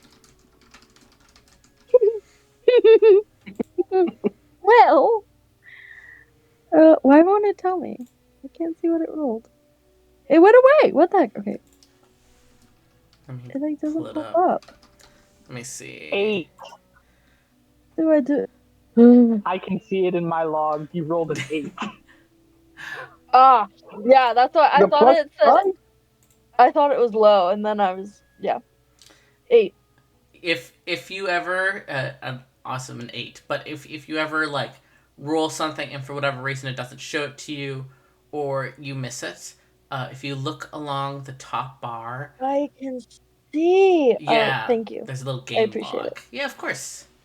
Very Yes, useful in case you miss a it. lovely 8 is what we're working with. Hell yeah. It is a bit disorientating traveling this direction. You're good at wilderness travel, Maeve, but this is a bit more just open, empty fields. It's the middle of the day. Really, all you have to go off is the sun. It's even hard to see like the mountains in the distance to orient yourself. It was easier coming here because you knew to keep the forest behind you and just keep heading towards the sun. But now it's a little bit more difficult with the time of day. So you think it does take you a little longer than it maybe normally would have. Ideally, when you were originally planning out this journey and, maybe looking at maps, you had planned to be at the forest by nightfall. But as the sun slowly starts to sink behind the distant mountains, Uh, you still cannot see the forest. There are still mainly open fields. Maybe a couple miles ahead, you can see what looks like some kind of abandoned, maybe farm of some kind. But there's definitely no forest in view. So it's hard to know if you've been going the right way or if maybe you just went off the course a little. Okay.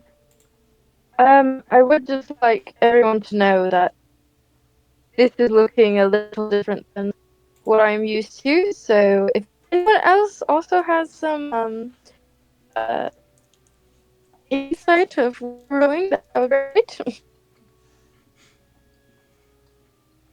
I feel like that's an invitation for the rest of us to roll survival just to see if it helps. Yeah, if you want, one of you can roll survival to try and help Maeve reorientate herself. Reorient? I I can't have a talk. +0 I have a reorient. plus Yeah. 3.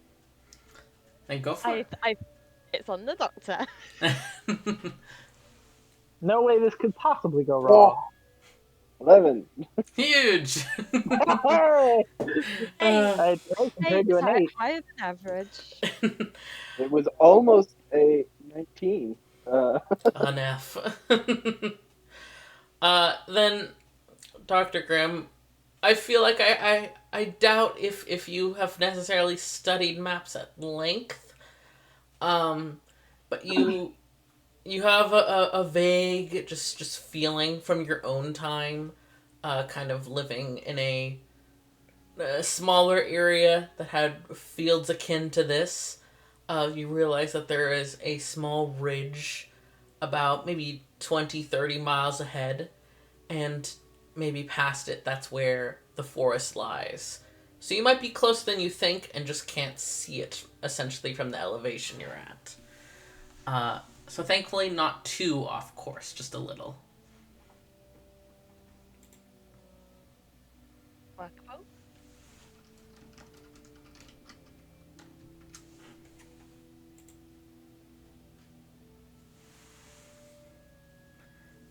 Then if Dr. Grimm is working with Maeve to reorient, you guys can get back on the correct path. Oh, I saw the Can you guys flashing hear me mute. now? Yeah, we can hear you. Okay. Okay. Um, yeah, so I'll trot up to Maeve and kind of explain that I think that there's a ridge over over in slightly over in this direction. Maybe we could go and take a look at that. And it might help.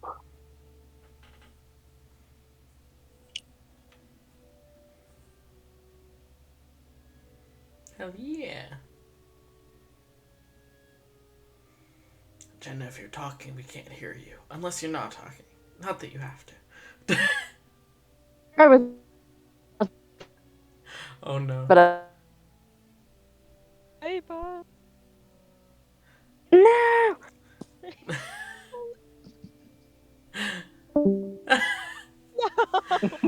The strike of the robot. Yeet. Can I come back? There we go. Yeah. Heck yeah. Also, I didn't hear what Grimm was saying, so I don't know. I had I trotted up to you and explained that if we turned our course just slightly over towards the ridge, it would probably help you get back on track to something familiar. Let's do that then. Hell yeah. Then with a quick reorient, you guys head a bit more towards the ridge. And as the sun is now just fully setting beyond the mountains, and you arrive at the top of the ridge, you can indeed see the forest. It would still be a couple hours more of travel to actually get inside the forest, So it's up to you guys if you want to camp here on the plains or if you want to risk the next couple hours of darkness and try to get to the forest.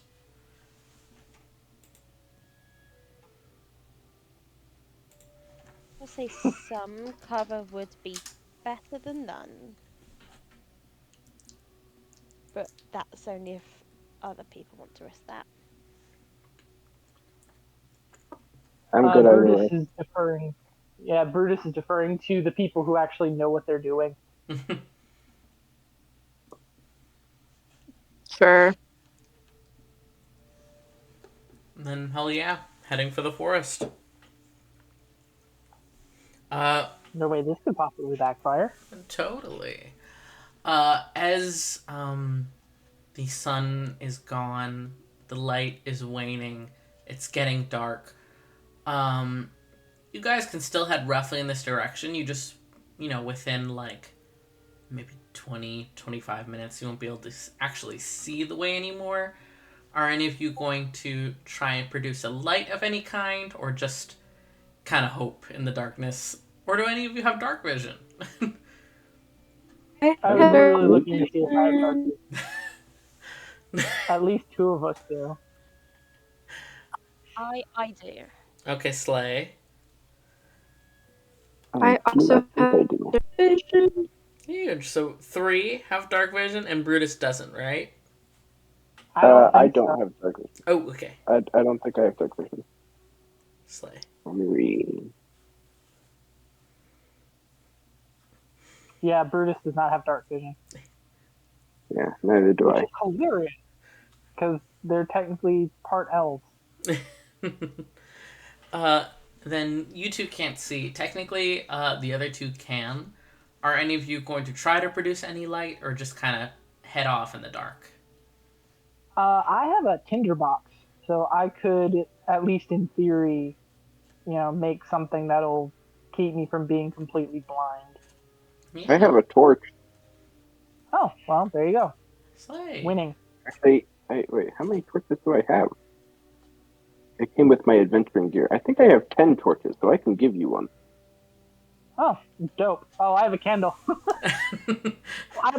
Actually, hang on. It's I a torch have your a lantern. size. I have a lantern. Shut the fuck up.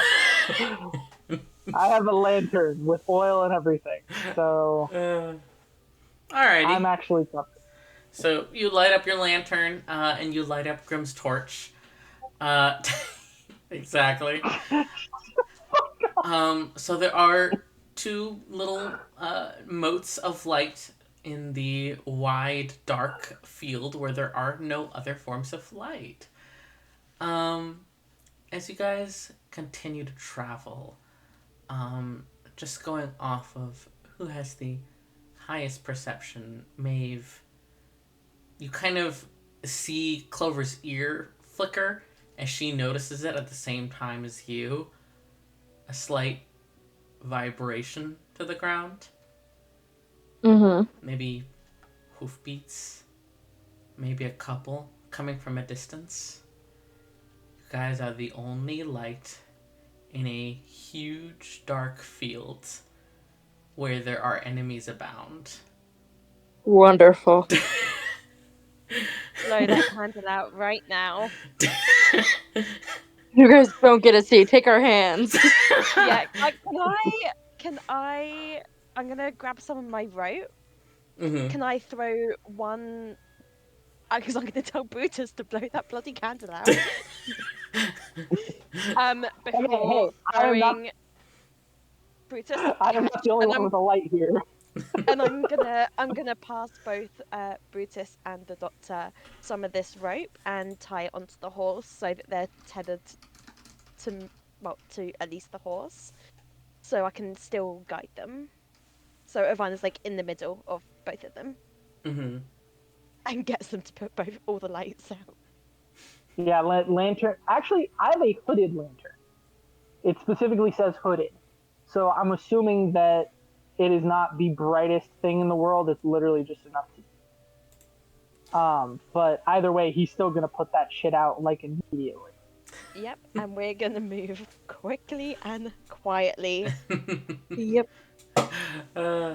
Alrighty.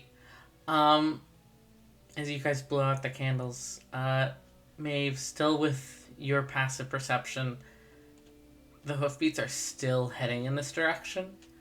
Okay. Presumably just searching for whatever that was. And as they get slightly closer, you can better differentiate that there are multiple horses.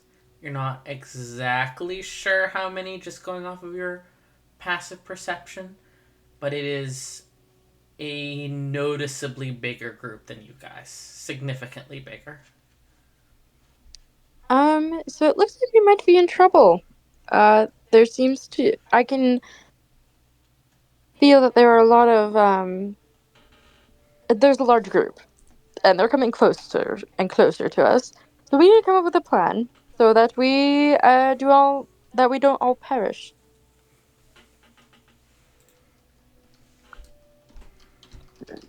Um, it, I would say run. But I would say quickly and get on your horses and gallop away. Maybe instead of running, that would be faster. well, yeah. Quick question. I can't see. We're gonna I threw hold on to the rope. I threw the doctor some rope, and I threw um Brutus some rope, and like part of the same rope, and tied it onto my horse so that they I could hold fail on to to it. see And how I fail to see how a horse that I am riding is going to interpret this action being tied together from a loose rope. It's like a carriage. Animal handling? Yeah, if you guys do start galloping while tied with ropes like this, it will be some animal handling checks. So can I roll and also throw rope to one of them? And then Yeah. Evanna If rolls too? those of you who are doing the leading with the ropes want to, then you can make the animal handling checks. And whoever is not making those rolls, if you want, can give advantage with the help action. I think your animal handling might be better than mine, Maeve. I got 12. Huge. I also don't know how assistance works. Yeah, I was about to say. So people can choose to take the help action, which will give whoever they're helping advantage on whatever skill check they're doing. So say like maybe say Dr. Grimm is trying to soothe their horse to better listen to you and the pull of your rope. That would then give you advantage on your animal handling check. But it's up to you guys So if you would want to we do also would we also be rolling animal handling? that. No, whoever is doing the leading with the rope is doing the animal handling. Okay, so it's just I'm a straight up D20 to confused. help. Oh, they do a D20 to help. Okay. Yeah, I would give the help action. Oh yeah, then maybe you can roll a second time and take the higher amount. Still 12. The next one was 8. It'd be that way sometimes. It really do. Yeah. And I'm no help, so Now, I rolled a 4.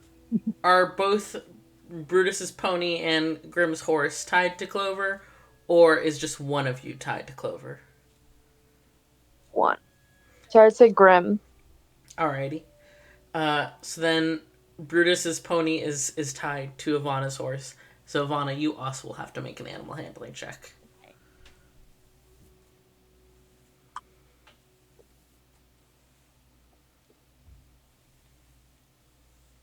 What, 19? Huge. Yeah. Rogue That's- solidarity. And it that was just a straight roll, so I did not have faith. it is certainly a rogue solidarity moment, as Evanna, there have certainly been times where you've had to ride hard in the cover of night. Mm-hmm.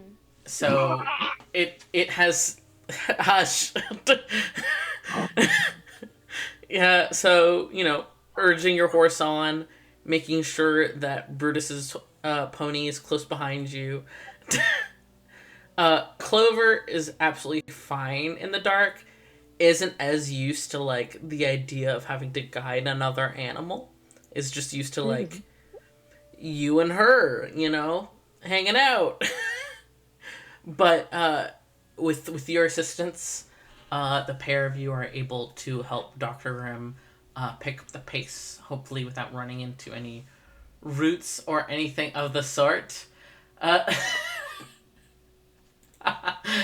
um, but as you all begin to take off, by now you can all pick up in the distance the sound of hooves, the faint clank of armor, of people like yelling to each other like, where'd it go? Did you see where that light went? What was that? Like that kind of thing. Unsure if it's enemies, if it's allies.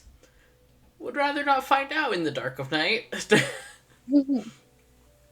And you guys take off towards the forest. And at this increased pace, you all reach it much faster.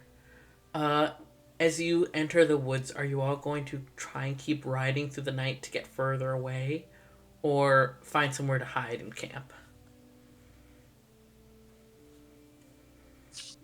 I think it would probably be safer to try and find a place to camp, honestly. I'm think that's- happy to do what everyone else thinks. That's Yeah, fine. I think that it's for the people that need sleep to decide. Fair. Alrighty.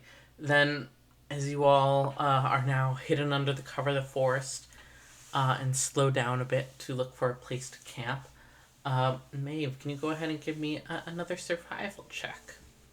Oh, sure. Of course. You can do this. 21! Huge. Hey! Massive. Hell yeah. So you are a natural in the forest. It comes as second nature to you. You immediately know much better where you are in relation to where you're trying to go. And to be clear, this is all because of your natural explorer ability. It's just pretty much right away. You notice the forest, how the moss lays on the trees, which way the leaves turn. It makes so much more sense to you than the open plains. Lost without the trees. Exactly. But you were able. Sorry, I lost track of myself. I'm having a moment because I was reading Natural Explorer at the same time. Did I already ask you to make the survival check? Yes, Yeah. and I got 21. Alright, that's what I thought. I lost track for a sec. No I'm glad that Maeve worries. is doing a great job. Maeve is doing a great job. They're thriving Exactly. for the moment. It is no problem at all for you to try, like, kind of find, like, this lower hollow between, like, a small section of trees, where you could potentially have, like, a low fire and have the light hidden from anyone who's passing semi-nearby, kind of ducked down behind mounds of dirt and roots. So you find a good safe spot to camp, a stream not far away for fresh water, a little thicket you can put all the horses in. Clover's not going far from you, fuck that. But, but yeah, you guys As it can happens. make camp. On that note, I am going to skedaddle, unfortunately. Oh, good. But enjoy if you keep going. Yeah. And Enjoy family um, time. yeah, let me know also how I can listen to the recording. I don't remember if you said that or not. So that way I can do that later. Yeah. If we do keep playing, which I will ask what everyone thinks in a moment, um, then I will definitely send the recording to you. I usually post it privately on YouTube. So once it uploads there, I'll send everyone the link. Sounds good. Sounds good. Okay. Bye, guys. Have a Have a good good night. day. Have a Thank you. good Thank Bye. night. you. Bye. Bye. Skedaddle skedoodle. Your dick is now a noodle. Uh, so, does God.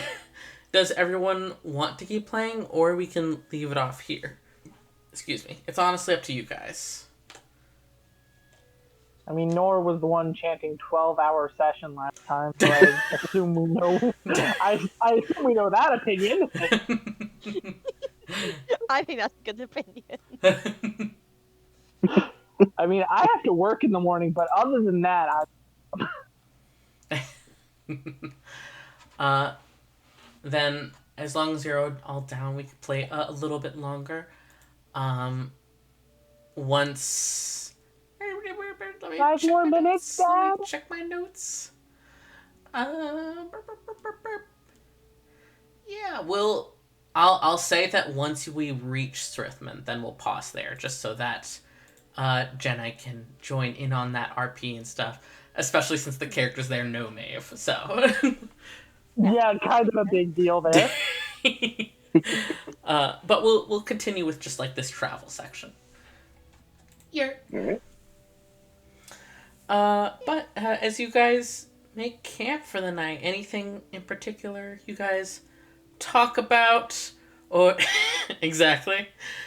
Anything in particular you guys talk about or discuss, or just tired getting ready for bed? I don't think tired. Yeah, but restful position. You've been sitting on a horse all day. That's very true. Um, Evanna will ask the doctor. You said earlier that you don't need to sleep, but surely some rest would be good. But it might be good to at least take turns in keeping an eye out in case anyone or anything decides to come too close. I Unless don't. him not needing to sleep has to do with why he smells like a corpse. I particularly don't think that you need to burden yourself with being awake throughout the night. It's not that much of a burden. I don't need as much sleep. You're welcome to wake up whenever you like, but I have no need to have someone cover my watch. Ivana, I think what he's trying to say is he can't sleep. I thank you, Brutus.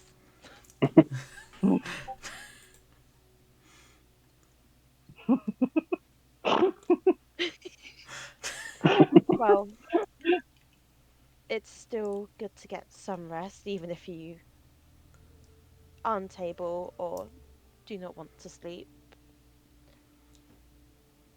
I think I am fine. I appreciate your concerns, but I am the doctor here, so perhaps get some rest and leave me alone. Brutus is already snoring. Like, he made his one comment and went the fuck to sleep. Well, it didn't take long for one of us to fall asleep. Hmm. Um, I don't think I did anyone? that. What was that?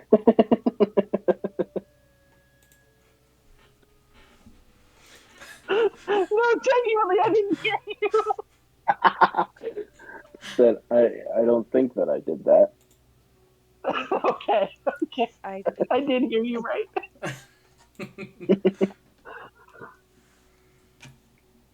I'd I'd be concerned, but I'm not. Probably for the best. Point of clarification: Mhm. does your character think that everyone's traveling with like an actual child?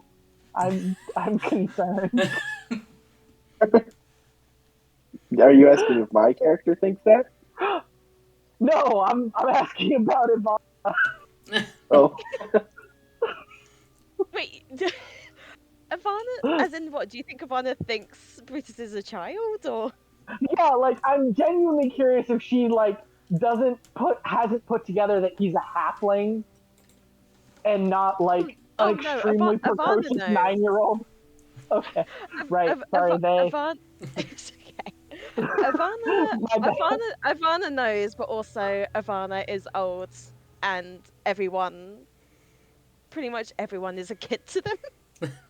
Okay, that's fair. I wanted to make sure that they weren't being like, is this like an actual fucking 9-year-old? What's going on here? It's like some NADPOD shit where some 15-year-old is just along Yeah. for the ride. So here's the fantasy iPad. You go to bed. Yeah. Uh, No, gosh. Ivana does not think Brutus is a child. They definitely know that Brutus is an adult, but Okay. yeah, Ivana just most people are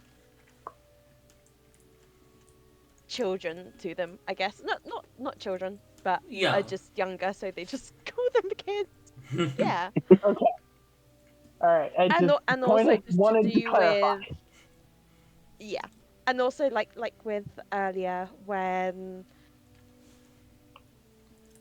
like with Bruce not knowing much about war and I guess what Ivana sees is typically more like adult things. Ivana's kind of like, we need to look after this adult. Okay. I just wanted to this right now. That's all I want. No.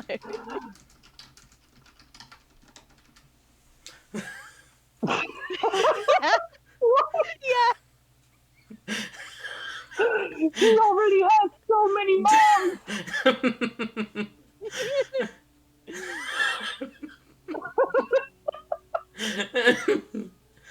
uh, but as you all bed down or are restful in some form, uh, Brutus already passed the hell out. Evanna laying down to get some meditative Yeah. rest. Laying down with a with a dagger in the hand just in case to be ready. Quick question: does Brutus snore? I need to know. Okay, so here's how I think this goes. I think he does, Mm-hmm. but also if you throw something at him or something, he will stop immediately. Like his mom figured out a way to train him.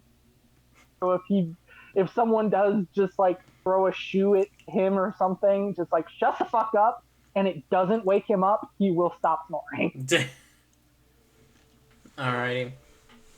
Then Ivana, as you bed down, you do notice as Brutus starts snoring, uh, like from where Maeve is laying down and like Clover is laying next to her, Clover is giving Bruce Brutus the nastiest side eye.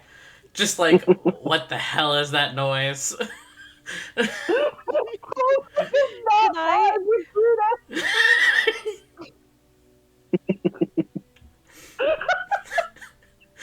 Clover's a hater at heart, and we love it. I adore Clover. We all do. The trans deer. She's an icon. But now that everyone is more bedded down, Dr. Grimm, are you doing something else, or are you taking a look at those notes? Yeah, I'll take a look at those notes. Hell yeah. Go ahead and let's say, make me a flat medicine check. Sorry, not flat. I was gonna say intelligence, but then I changed my mind to medicine. Medicine. 14. Hell yeah. Then it's a weird combination of medical jargon versus not between Senna and Dr. Penn. Um, but taking a look first at Senna's individual notes, it seems to be a little bit of stuff she had already mentioned to you, but it's mostly stuff that had happened in that overnight period after you left and before you got to the Roth Company in the morning. And her notes are talking about how magical healing seems to help in the moment, but it cannot hold off this illness forever.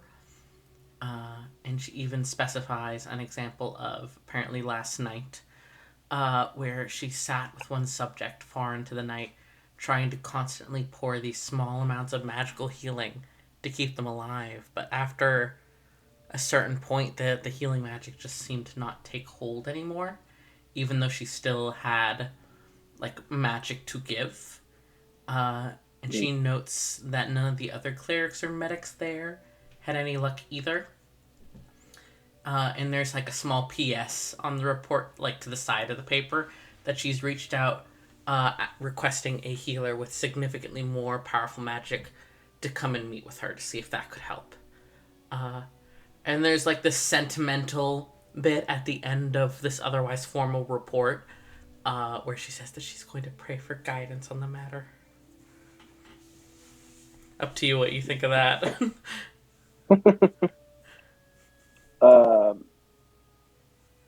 Yeah, so I mean, Grimm will take that to note, but he'll put the notes back in his backpack, or back in their backpack, and kind of just keep that on the forefront of their mind until they can find another person to investigate themselves. Yeah. So I will say those were just Senna's notes. It does seem like included there is like a coroner's report from Dr. Penn if you want. I'll save that for another time. Hell yeah. I think that I would like to use. I have an ability as a poisoner. I believe I can make myself 2 poisons over the course of an hour. Where is that? I guess so. Yes. Nope, that's not the right one. Where is it? Let me see. With 1 hour of work, using a poisoner's kit and expending 500 gold pieces worth of materials, you can create a number of doses equal to your proficiency bonus. I most certainly do not have that much gold, so I will not be doing that. You should have that much gold. No, I spent it all on potions. Oh, you got 2 potions. Oh, okay. I salute you. Yeah, so I have a create poison special with 1 hour of work, 50 gold pieces worth of materials. I can create 2 doses of a potent poison, which is an action. Yeah, I mean, hey, you could always ask one of your companions before they fall asleep, but that's up to you. Nah, I got magic that does poison anyway. Fair. You ask Maeve while Jenna's not here. No. I don't think that would be very kind. No, exactly. I wouldn't let you, but. Deception, no. Sleight of hand. I do not think I would do very well. I would do better at sleight of hand than deception. But, yeah, well, I guess in that case, I will actually read the rest of the notes, since I can't do that. Fair, honestly.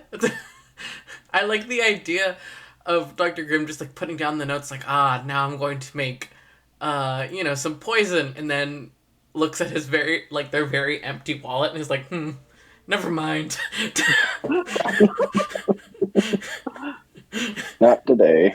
Me when I want to buy food while out. Opening up my banking app like, maybe never mind. And hell yeah. I guess not today. Yeah.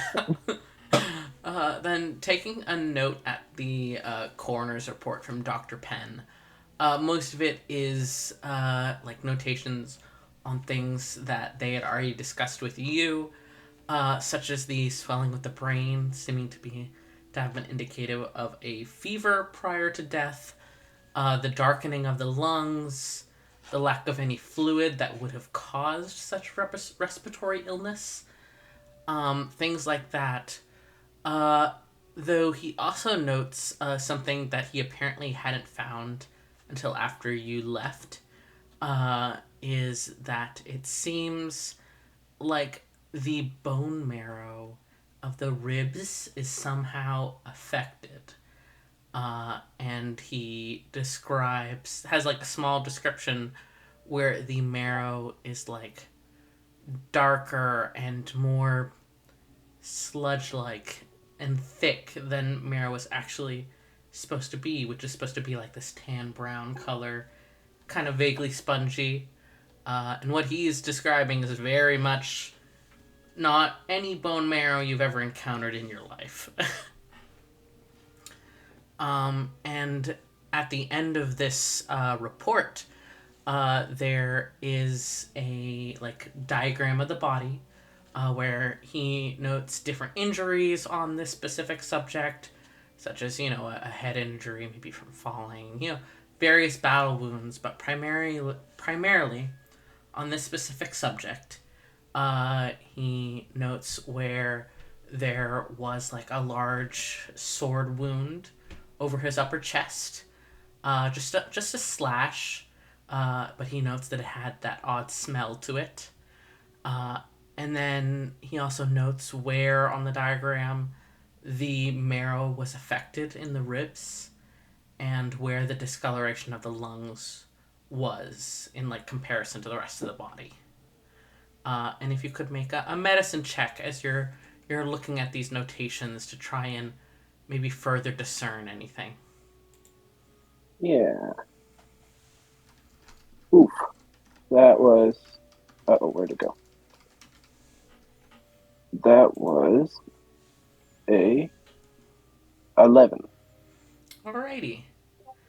Then you're still not sure if it's actually connected, because you see, no way that it possibly could be connected. It makes no sense to you in this moment, but you do note that the wound, the darkening of the ribs, and the marrow in the ribs and the darkening of the lungs all seem to somewhat line up in an angle.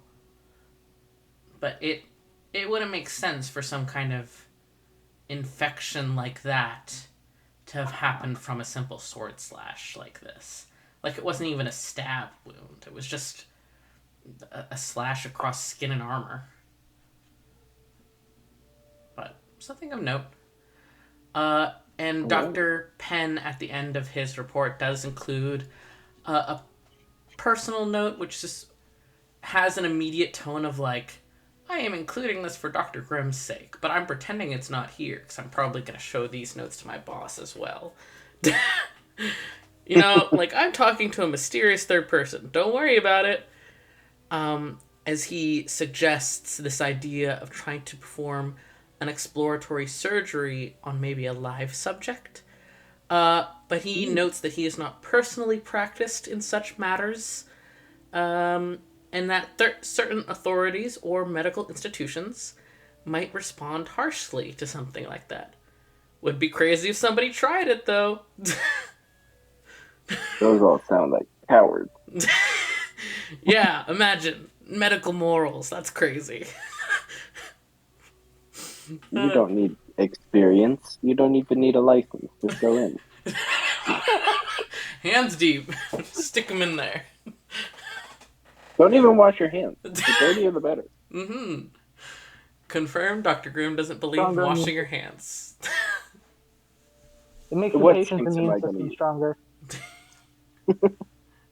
I don't want these sissies to grow up thinking that they have to wash their hands. They should just go rub some dirt into it.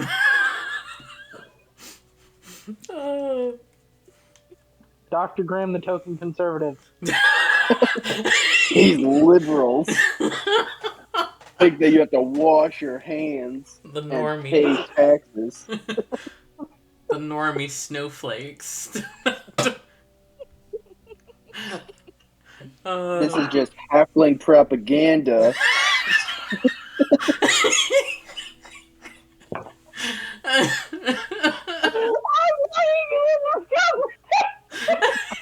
I think you killed Connor.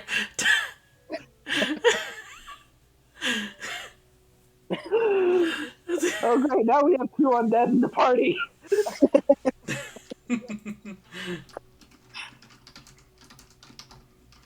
Oh, God. Sorry, I had to quote that.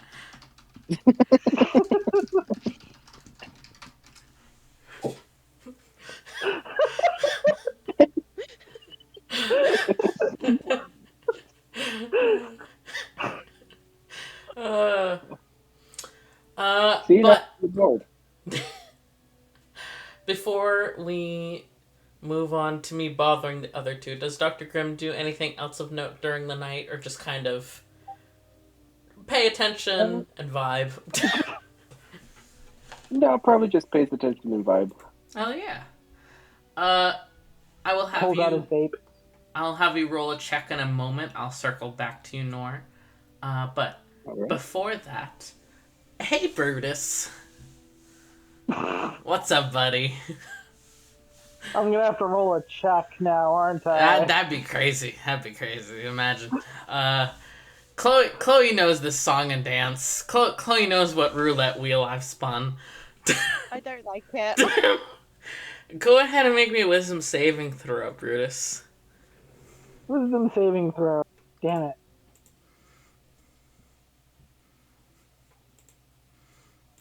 Eight. Yeah. Yeah. Oh, Yeah. no. So, It's gonna get weird. don't worry. It's nothing magical. It's fine. It's Anyway, gonna here's get a new- weird. You've now been charmed. No. Get up and kill your party members. No. Good luck. Brutus, you fall He asleep. magically shits himself. Brutus, you quickly fall asleep. Do you think is Brutus the kind to dream or not really? If he dreams, he doesn't remember. So it's more of, the snoring is his big thing, and even that turned off courtesy of his mother's training. But I don't think, like, if he wakes up and he remembers his dream, it's either really good or really bad. Okay. Your dream starts as most dreams do, not really it's kind of nonsensical, just kind of things happening, nothing that super sticks in your mind.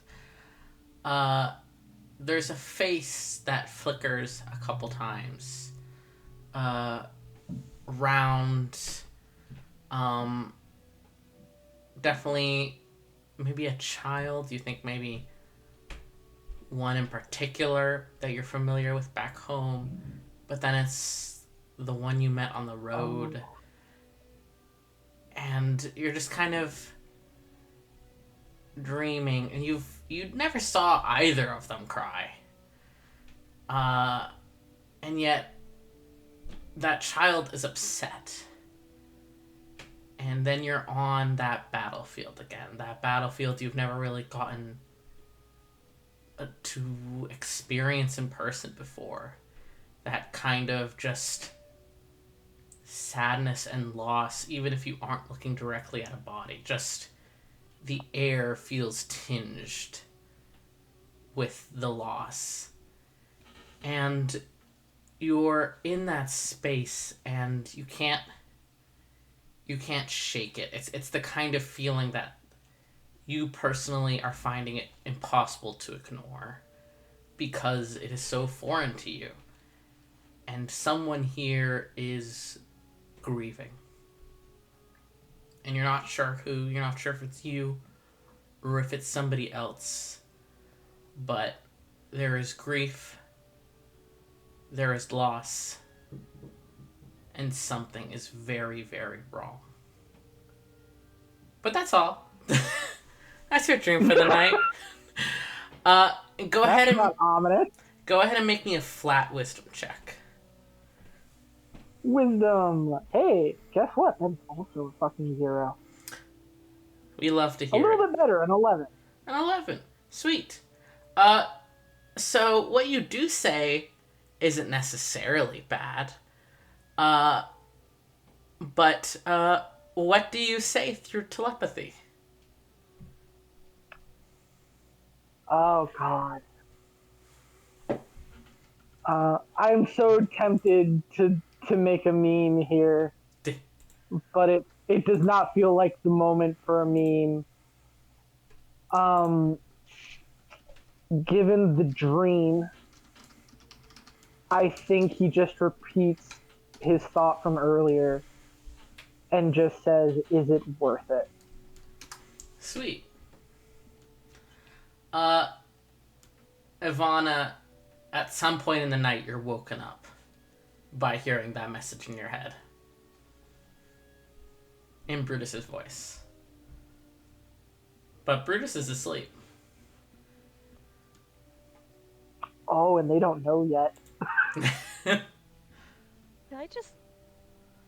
Evanna will very quietly, get up and just stand over Brutus. Normal. This is not left from a slasher film. And just kind of lean over him with a bit of a confused look. Is it... Did it just wake me up? Was it only said once, or is it being said over and over? With an 11, I'll say it was only once. I would also like to note currently the soundtrack is... Exactly. Can I just very carefully just poke Brutus on the cheek? Mm. What does that do? That's up to Connor. It's basically just see if Brutus is still asleep. We are gonna have to make a roll for this, actually. Hell yeah. Because this could go one of two ways. It was a gentle poke. Okay, so 15, literally he just stops. That's all that happened. Literally nothing else happens. The snoring goes away.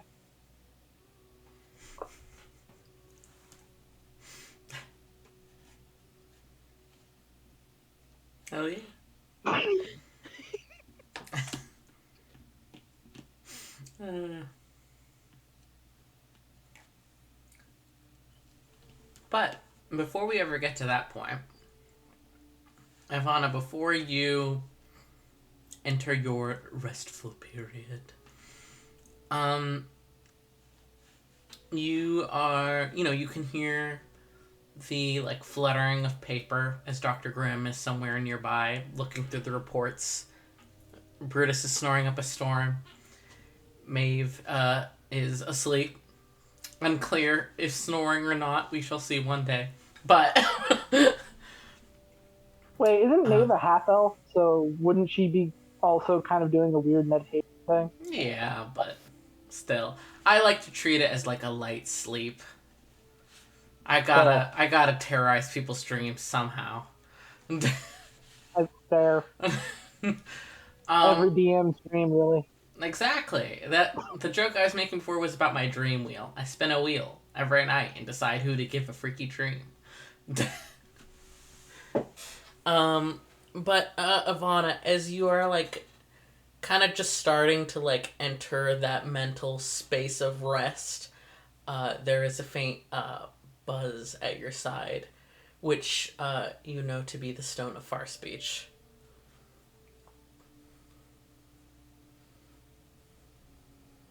Internally rolls their eyes. I'll step away slightly from the camp to take the call. Sure. Like out of earshot. Mm-hmm. Does the doctor comment on this at all, or just kind of let Evanna go?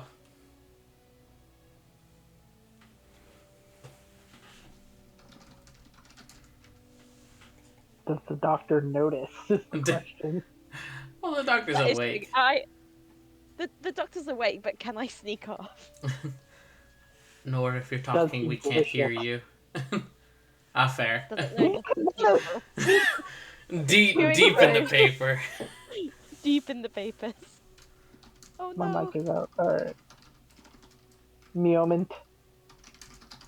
Alright, then the doctor is deep in there reading. You step aside at earshot to answer this call. Am I alive? Yeah, welcome back. Trick question. No. You are.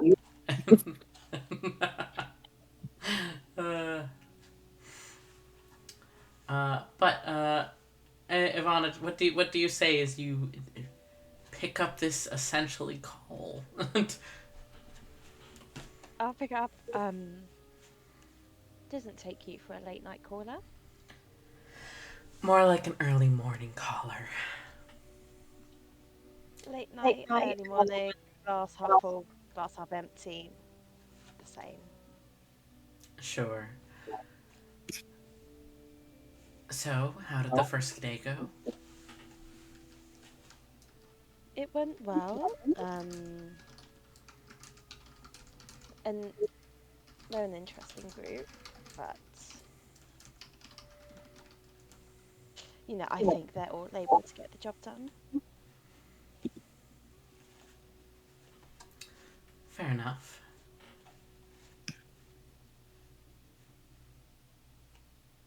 Are you calling just to check up on me? You could say that. How'd the meeting go? With Captain Zykozok, that is. I don't know, you tell me. I just remembered Lyric had an accent. Fuck me. She totally had an accent the whole time, guys. Don't worry about it. I didn't notice anything wrong. I don't know. You tell me. I was just curious. Oh, you don't know. Mm-hmm.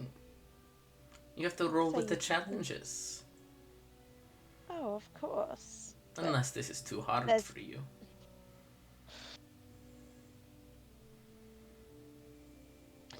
It's not, and you know it's not. You can try and make it hard, but I'm still going to be able to do this.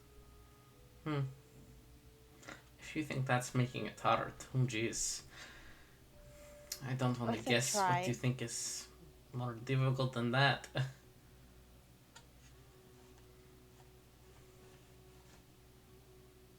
I said try. I didn't say you were.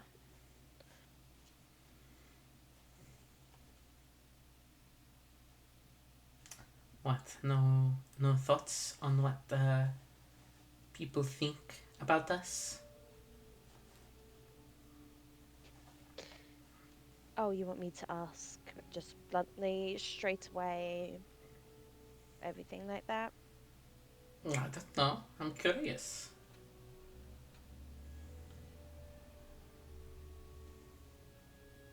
Lyric, I'm not stupid. Otherwise, I wouldn't have been put on this job in the first place. I mean, I think it's kind of stupid to have been in the position you were and then go, yeah, I'll work for you.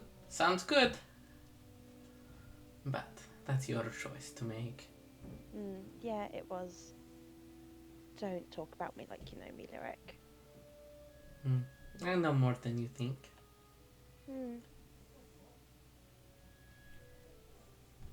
Be careful. I might have some fun coming after you. What? You think you're going to do something to me? If you want me to. Sure. As if you could. But, I'm curious. Have you heard the news?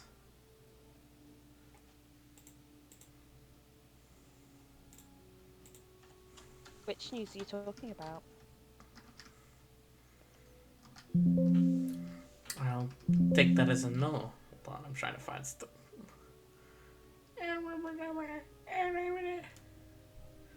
Well, you can't just say, The have fuck you is... heard the news without specifying what it is? Hold on a moment, please. My It's notes are not communicating with me. Oh no. There we go. I found it. Thank you very much. Uh,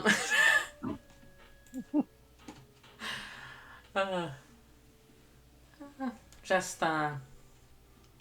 some rumors I overheard. I wasn't sure how much you were paying attention to that kind of thing.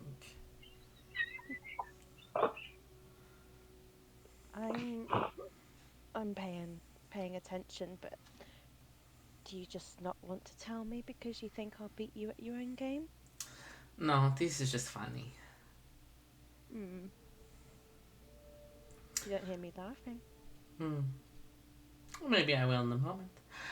I heard the news of somebody working in the field. Maybe looking for some new recruits. Another anchor on. Maybe I'll have to look into what kind of past you have, if someone like that is doing work like what I've heard.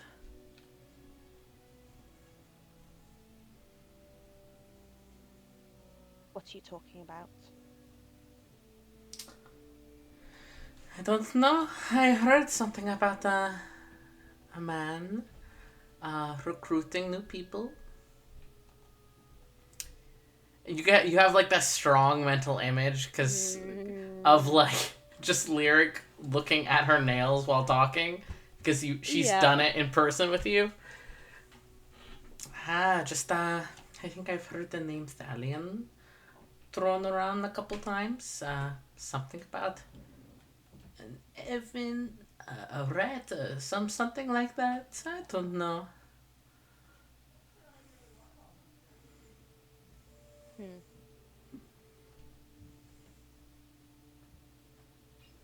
And where exactly is this man? Oh, I don't know. I wonder if teacher You knows. need to know. I wonder if teacher knows exactly who your background is connected with. Have you two discussed that? They haven't told me. Why would they tell you if you're not important? Remember, I'm in charge of you.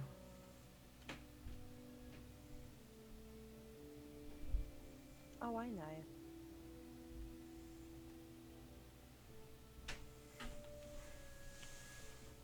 But if you hear anything else about this anger. I know it's only fair that you tell me. Well,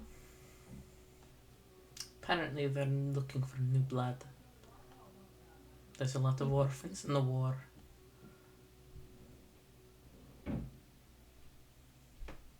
They're looking for recruits. Recruits is a strong word for children. Like I said, you don't know anything about me. I'm not commenting on you. More giving you a heads up. If kids are disappearing, then, well, the Kingdom of Rowan will surely notice, and they won't take kindly to that sort of action. Would hate to think if I would see the anchor on a name on a wanted poster. It's not. And you're so kind to tell me about this. I figured you'd appreciate the heads up. I'm sure you'd be rather wrathful if you found out I knew and didn't say anything. Oh, I'm sure there's many things you don't want to tell me. Certainly. But, what a group you have with you. What's with that one with the mask? What the fuck? Really? And you look so good for your age. For your information, I'm younger than you. And yet, I have a know. position over you, so... Mind what you say. I just think the mask is weird. Oh, but you've got more space to fail. More space to fail, and yet I'm in line to inherit what sort of position again? Oh, I think I'm in the running for that as well, Lyric. You're kidding yourself, Evanna, if you think you can inherit the role of Archmage. But don't worry, you'll keep trying and failing. You've got a lot less time than I do to get it right. Who knows? Maybe when I become Archmage, I'll make you my slayer. Would you want that? Pens, can I slay you? No. By then I'd own you. But that's besides the point.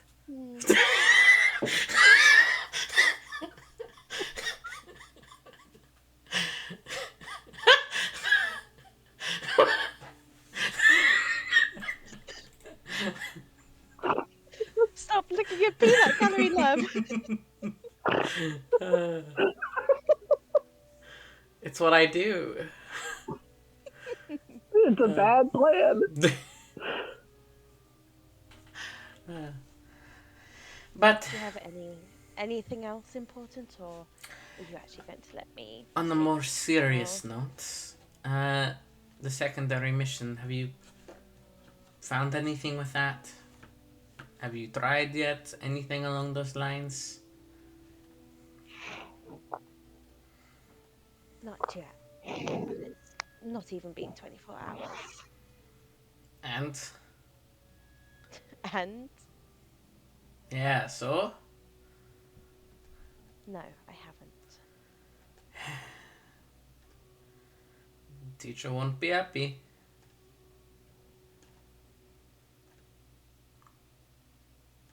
Well, I got put in this mission. I'm going to do it my way. And I'm still going to get it done, and teacher will be happy. Sure. Let's just say things haven't been going stellar over there. So, the more good news, the better. And what about you? Are you failing at what you're doing? Oh no, good news on my front. I've already started the interrogation.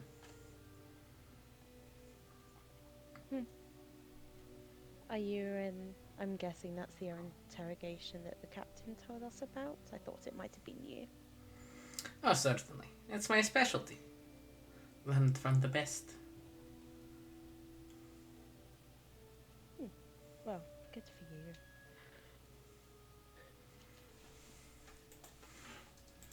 Is that all? Or can I go to bed? I suppose you can sleep.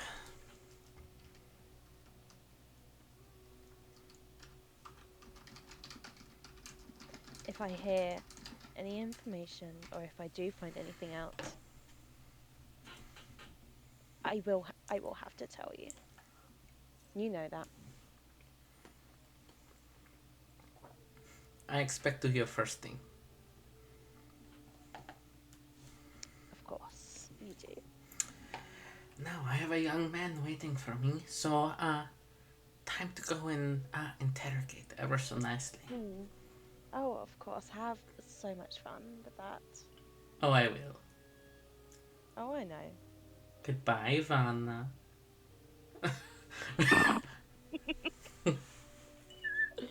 I don't even say goodbye. I just hang up. Oh, well, I guess put this phone in my pocket. Oh yeah, and then you go to sleep, and then you have the whole thing with Brutus later on. It's a weird night for Evanna. Oh, no, that's normal with Lyric. That's very normal. Also, I know, but to answer your question, Connor, it's because Chloe and I have never done the toxic characters vibe. oh god. Chloe normally plays such nice, sweet characters. Now I get to be mean. Oh god. You guys are disgusting. Never change. Hee hee. Listen, I've mentioned it before. There can be romance in this if people are comfortable with it. If Brutus wants somebody toxic, I can give that to him. Or somebody They just not have to be- toxic. They have to be 3 feet or smaller. No, they're gonna be massive. 6-foot dragonborn. I was about to say, he's like right at genital height. Easy access. Like, as an average size dude, I don't mind. And Bruce, everybody snatched in the face.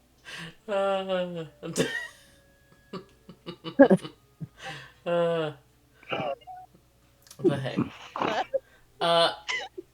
You guys, have your night's rest. I broke awake. During that conversation, there'd be a private message going. So, a top, huh? Totally. I sent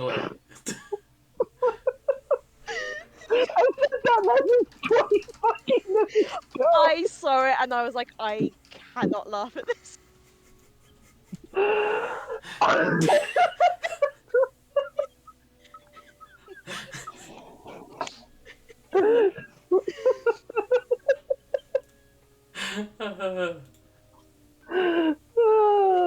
Just like that whole time, I'm like raising one eyebrow at my screen every fucking time a talks. It's like a top, huh? Really?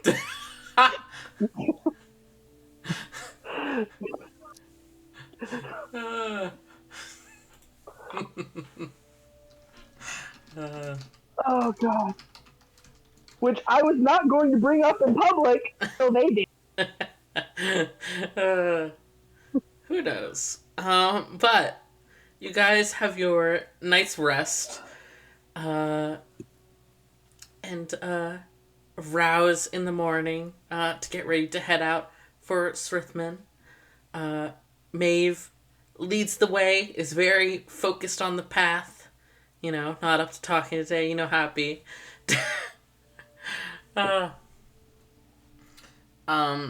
So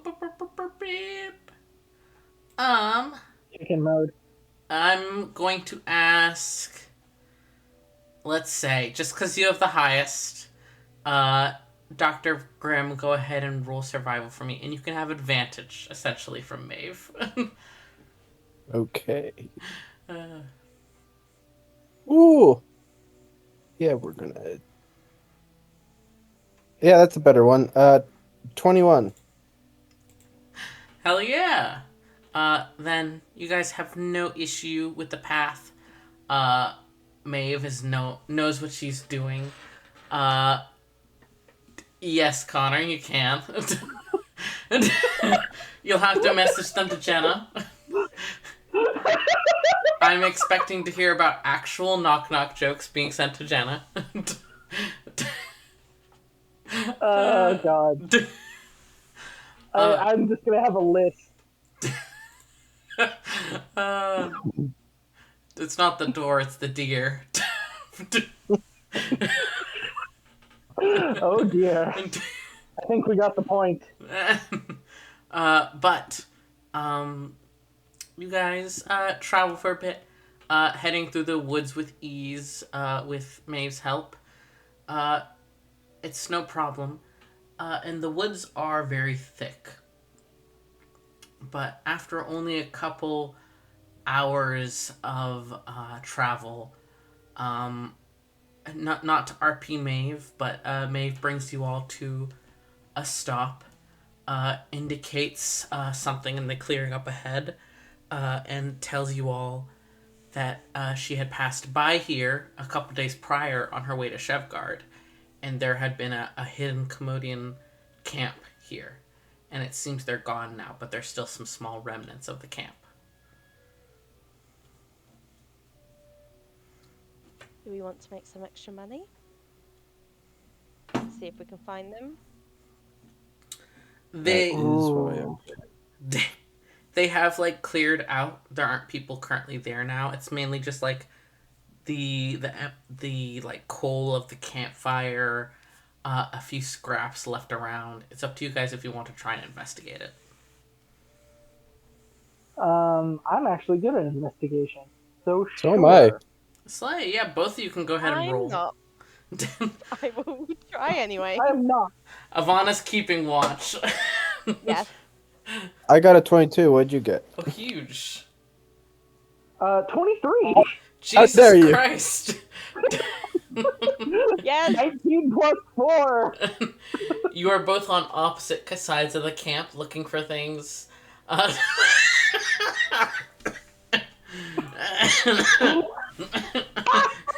Yes, and you weren't even part of that travel game. You're both on opposite side of the camp, looking for various details. Grimm, you are able to find like remnants of camping, and noticeable to you, there's a few like shards left of what looks like broken vials, where like maybe a few of them dropped and broke, and whatever was inside these vials has long been absorbed into the dirt, but the dirt has this smell to it that in a very nostalgic, like deja vu sense, you can smell it even through your mask. That sulfur and sweet rot smell that you experienced back at the infirmary, from that sick man. Can I, Go ahead. can I do an Arcana check on it? Yeah. I got an 11. 11. So taking a closer look at it, you can determine, from your knowledge of like a combination of magic and also alchemical compounds, that while you can't get like a good sample of it because it's been in the dirt for at least 2 days or even more, but it was at one time magical, you think, and was a compound of some sort. You honestly, it doesn't seem like a poison to your like magical knowledge, but it's definitely something foreign that you've never encountered before. But it definitely has that same smell. Okay. Yeah. But the shards are like so small. These vials must have been incredibly small, like Q-tip small. So they were definitely hard to find. And you managed to find them. Wow. Wow. We need an Owen Wilson. Wow. You on the other end of the camp, though, Brutus, you're looking around, and there is this moment. You're looking through what you think was maybe where a tent was set up, where people were sleeping, trying to see if maybe something was forgotten among the dirt and like the leaf litter. You're not finding much beyond like some mild amounts of like trash or like threads off of the tent itself. They weren't worried about like taking care of the forest or anything. Excuse me. See you. Excuse me. That's her. That's you. That's her again. Thank you. But there is this feeling you're investigating with your eyes, with your senses, with your touch, and your mind is alert, looking for anything you can notice. And it is your mind that notices something, but it's not your eyes, it's not your touch. It is simply your mind. There is a feeling to this camp that begins to creep over you. And it kind of like prickles the hair at the back of your neck. Where's my notes on it? It like prickles the air. Totally. It prickles the air on the back of your neck. In this very like I am being watched sensation, but when you look around, there's nothing. And Maeve and Evanna are keeping watch. They'd know if somebody was here. But still, this feeling stays with you. And there's also this like feeling of sadness to the air faintly that reminds you faintly of your dream last night. And this is like kind of when it starts to come back to you with a bit more clarity. And it's odd, but as you stand here, there's something else here with you. And you are somehow, by just being so aware in this moment, know that something's here. Not sure what. It's not something physical. It's not something you've ever experienced, but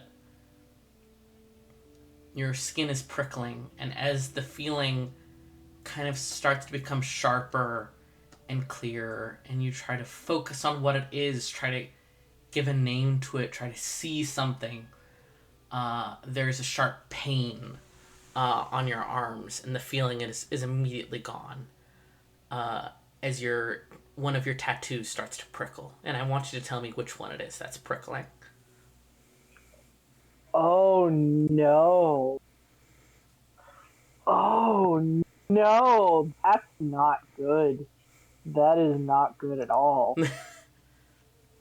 I need to remember what my tattoo is. Holy shit, that's not good. Okay. I'm gonna say it's probably the one on his, the one with Neris's scales, probably. Mm-hmm. Hell yeah. Because, like, whatever that is, is friendly. Mm-hmm. And, like, it's the den mother instinct kicking in, and that's what burns, probably. Mm-hmm. Or at least that's how he's interpreting it. Yeah, you glance down, and you've had these tattoos for a while, right? Like at least a couple years, I'd say.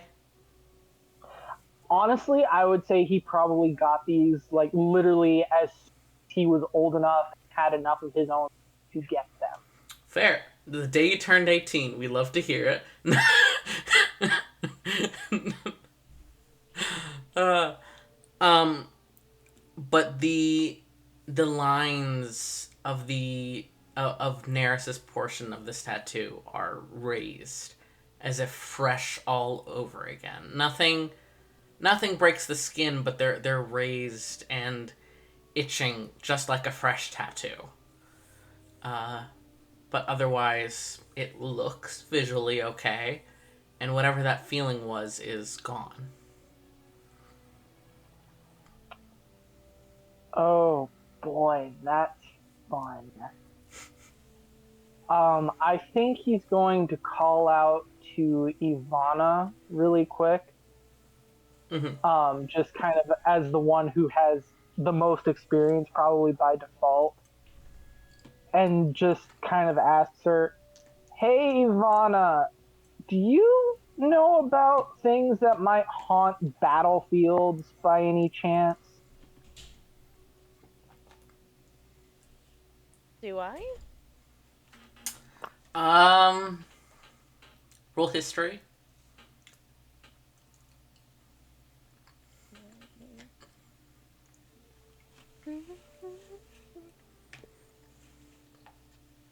Uh, 13? Fuck no. Nope. Beyond like children's tales, vaguely, which you even barely got, but like, no. Unless like there's some things like you know a little bit about how like followers of the Raven Queen might go through battlefields at the end of a battle to look for those who are like on the edge of death and like give them solace on the edge of death, but like nothing that like truly haunts a battlefield, just kind of in the metaphorical sense. I So I don't, but are you okay? he just holds up his arm and just says, "My literal holy tattoo is burning like I just got it redone. I get the feeling there either is or was something here that we do not want to get on the wrong side of." Oh shit. Uh, you could have you tried? Okay. Try reaching out to this patron, maybe. Sorry, kid, I'm Um, not that religious, so I don't quite know how you would exactly talk to them, but it well, might be a chance to get something, but I don't know anything that's meant to haunt battlefields exactly. kind of a first for me too. So this should be interesting. Is there a way that he could try to reverse engineer that? Uh, it feels kind of stupid to ask, like, can he use his tattoo as a dowsing rod to see if it burns if he walks around the camp? But I think that's the only idea he's got is to do a quick circuit and see if he can get any more residual vibes or anything. Yeah.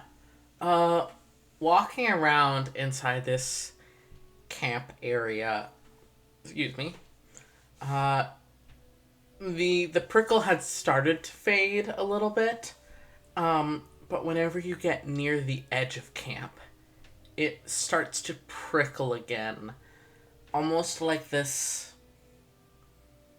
It starts to give you this light feeling of whenever you as a child would like maybe step too close to an edge of something or something sharp and your mother would have like a hand to gently guide you back to a safer area. Oh boy, there is something here. Um, is it like it's towards the edge of the camp? Is it towards a specific edge of the camp, or just the edge of the camp specifically? Like, if I'm standing in the center, I'm fine, but if I walk the perimeter, everywhere around the perimeter, I can. Whenever you start to leave this clearing area, that feeling creeps back in. The prickling kind of pulling you back, but also that feeling of something looking at you. Oh. Okay. Maybe we should. We. I feel like maybe we need open space. I get the feeling we're actually being hunted by something right now. So we need to either run or get ready for a fight. That's not alarming. Yeah, I know. Like I said, first for me too. Hey, Doc, did you get what you need? Yes. Okay, mount up. Let's haul. I don't want whatever the hell this thing is to find us. Assuming there is something to find us. Oh yeah. And Brutus is going to go for the pony and stick right next to Maeve. Well, yeah. As you Like he is not getting lost in this fucking forest. Yeah. As you guys mount back up, and Maeve quickly determines what path is the safest to hurry down with all of you, and you all take off. Hey, Doctor. Mhm. I need you. Now, when I ask this, I will explain afterwards what it is. But for now, I need you to just make a flat roll. Oh, just like a D20. Yes. No. And you have Anything? you have advantage on it. Okay, Oh, and that's it's not not. honest at all. It's not like a skill thing. It's just like Nope. a die. Yep. Roll 2d20 and take the highest. And we pray. Oh no! Yeah? Please, please, please, please. 11. Oh god. Did you get in that one? Yep. 1 and 11. Hell yeah. Hell yeah. So, Thanks for Corvid. advantage, Wilder. Oh god. Corvid, you're not... In this moment, you are not dying. But you have a sense for death. And that suddenly, unbidden, as you are all are fleeing this area, you have this sudden feeling. It's so faint, it's so distant, but the feeling of what death was like. And this advantage on your strength against death is what gives you the strength to notice the feeling of death and how close it breathes on the heels of all of you. It is something you cannot see, you cannot hear. You alone feel it in this moment.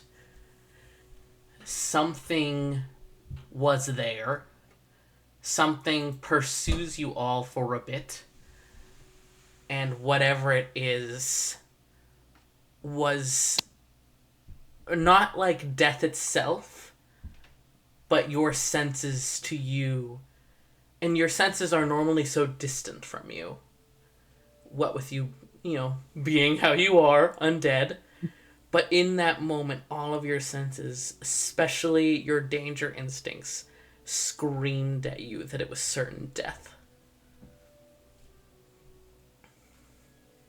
But you leave it all behind. It's fine. No. In those moments... Looks like I made the correct call. In those moments, though, Corvid, you don't need to eat. But your stomach growls in hunger.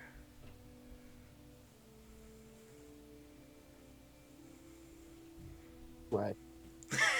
Who knows? You don't need to eat.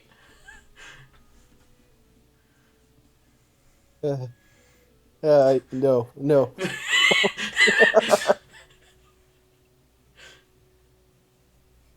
No, I'm not.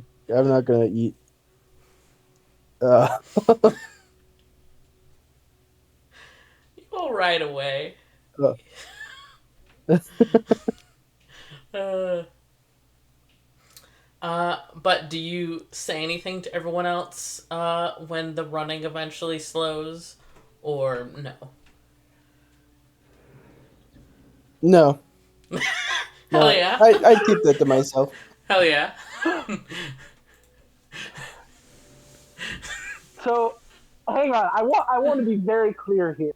You're telling me that not only did we nearly fucking get obliterated, and you know this for a fact, that not only did we nearly all die, but it chased us, and you're not gonna say a fucking word because you were hungry for a second. Yep. Okay, I just want to make sure we understand. I think that's This normal. is incredible. I love this. This is an incredible character moment. Dr. Grimm just says, no. Dr. Grimm just Well, there that was like, spooky. Let's move on and never think about that again. yeah. That was terrifying. That seems to be Grimm's default. Yeah. Just nope. I'm gonna bury that Fear and only ignore feel. it. Yeah. I'll put The all my fear feelings feeds right me. here, and one day I'll live. Yeah. And then Evanna's just thinking, why don't I just walk straight into it? uh, Oh no. but you all ride on, and after a couple hours, the forest, somehow the underbrush starts to grow thicker. There's brambles woven in among the bushes along the trees. Maeve starts to not be able to lead you guys straight through the woods, but has to turn and follow these like hidden deer paths. And Maeve is able to tell you guys that this is some of the defenses and like essentially alarm systems of the city and the elven fortress of Srithman. And as you all approach, essentially like rising over this ridge and seeing down into like the thickest section of the forest, for the first time for all of you except for Maeve, laying your eyes on the city of Srithman, the main home of many of the wood elves. We're going to leave off session there. Yeah. End off with the terror, you know. Jesus fucking Christ, my dude. Very normal. This is fine. Totally. Fucking necrotic energy comes to life and hunts us down, and we barely escape it, not knowing. But sure, it's fine. Oh, it's not necrotic. This does not make me feel better. Yeah.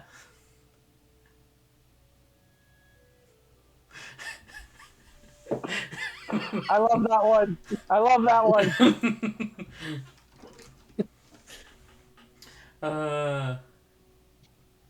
But I hope you guys had fun.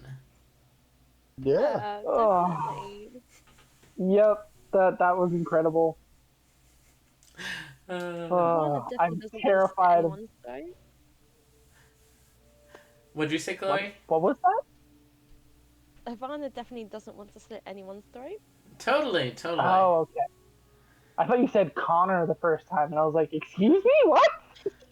What did I do? You've done everything. When you roll it out.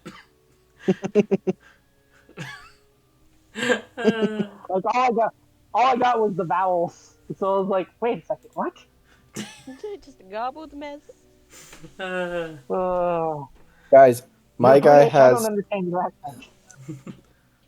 My guy has some poison. We could just end the campaign now. Yeah, just take a sip, babes. You know.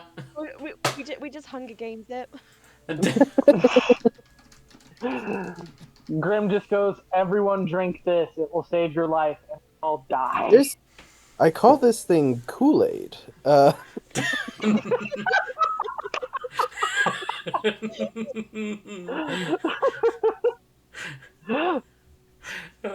god.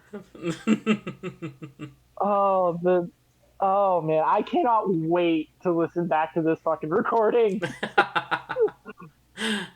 Oh god. All right, so obviously we can't really do scheduling with one of our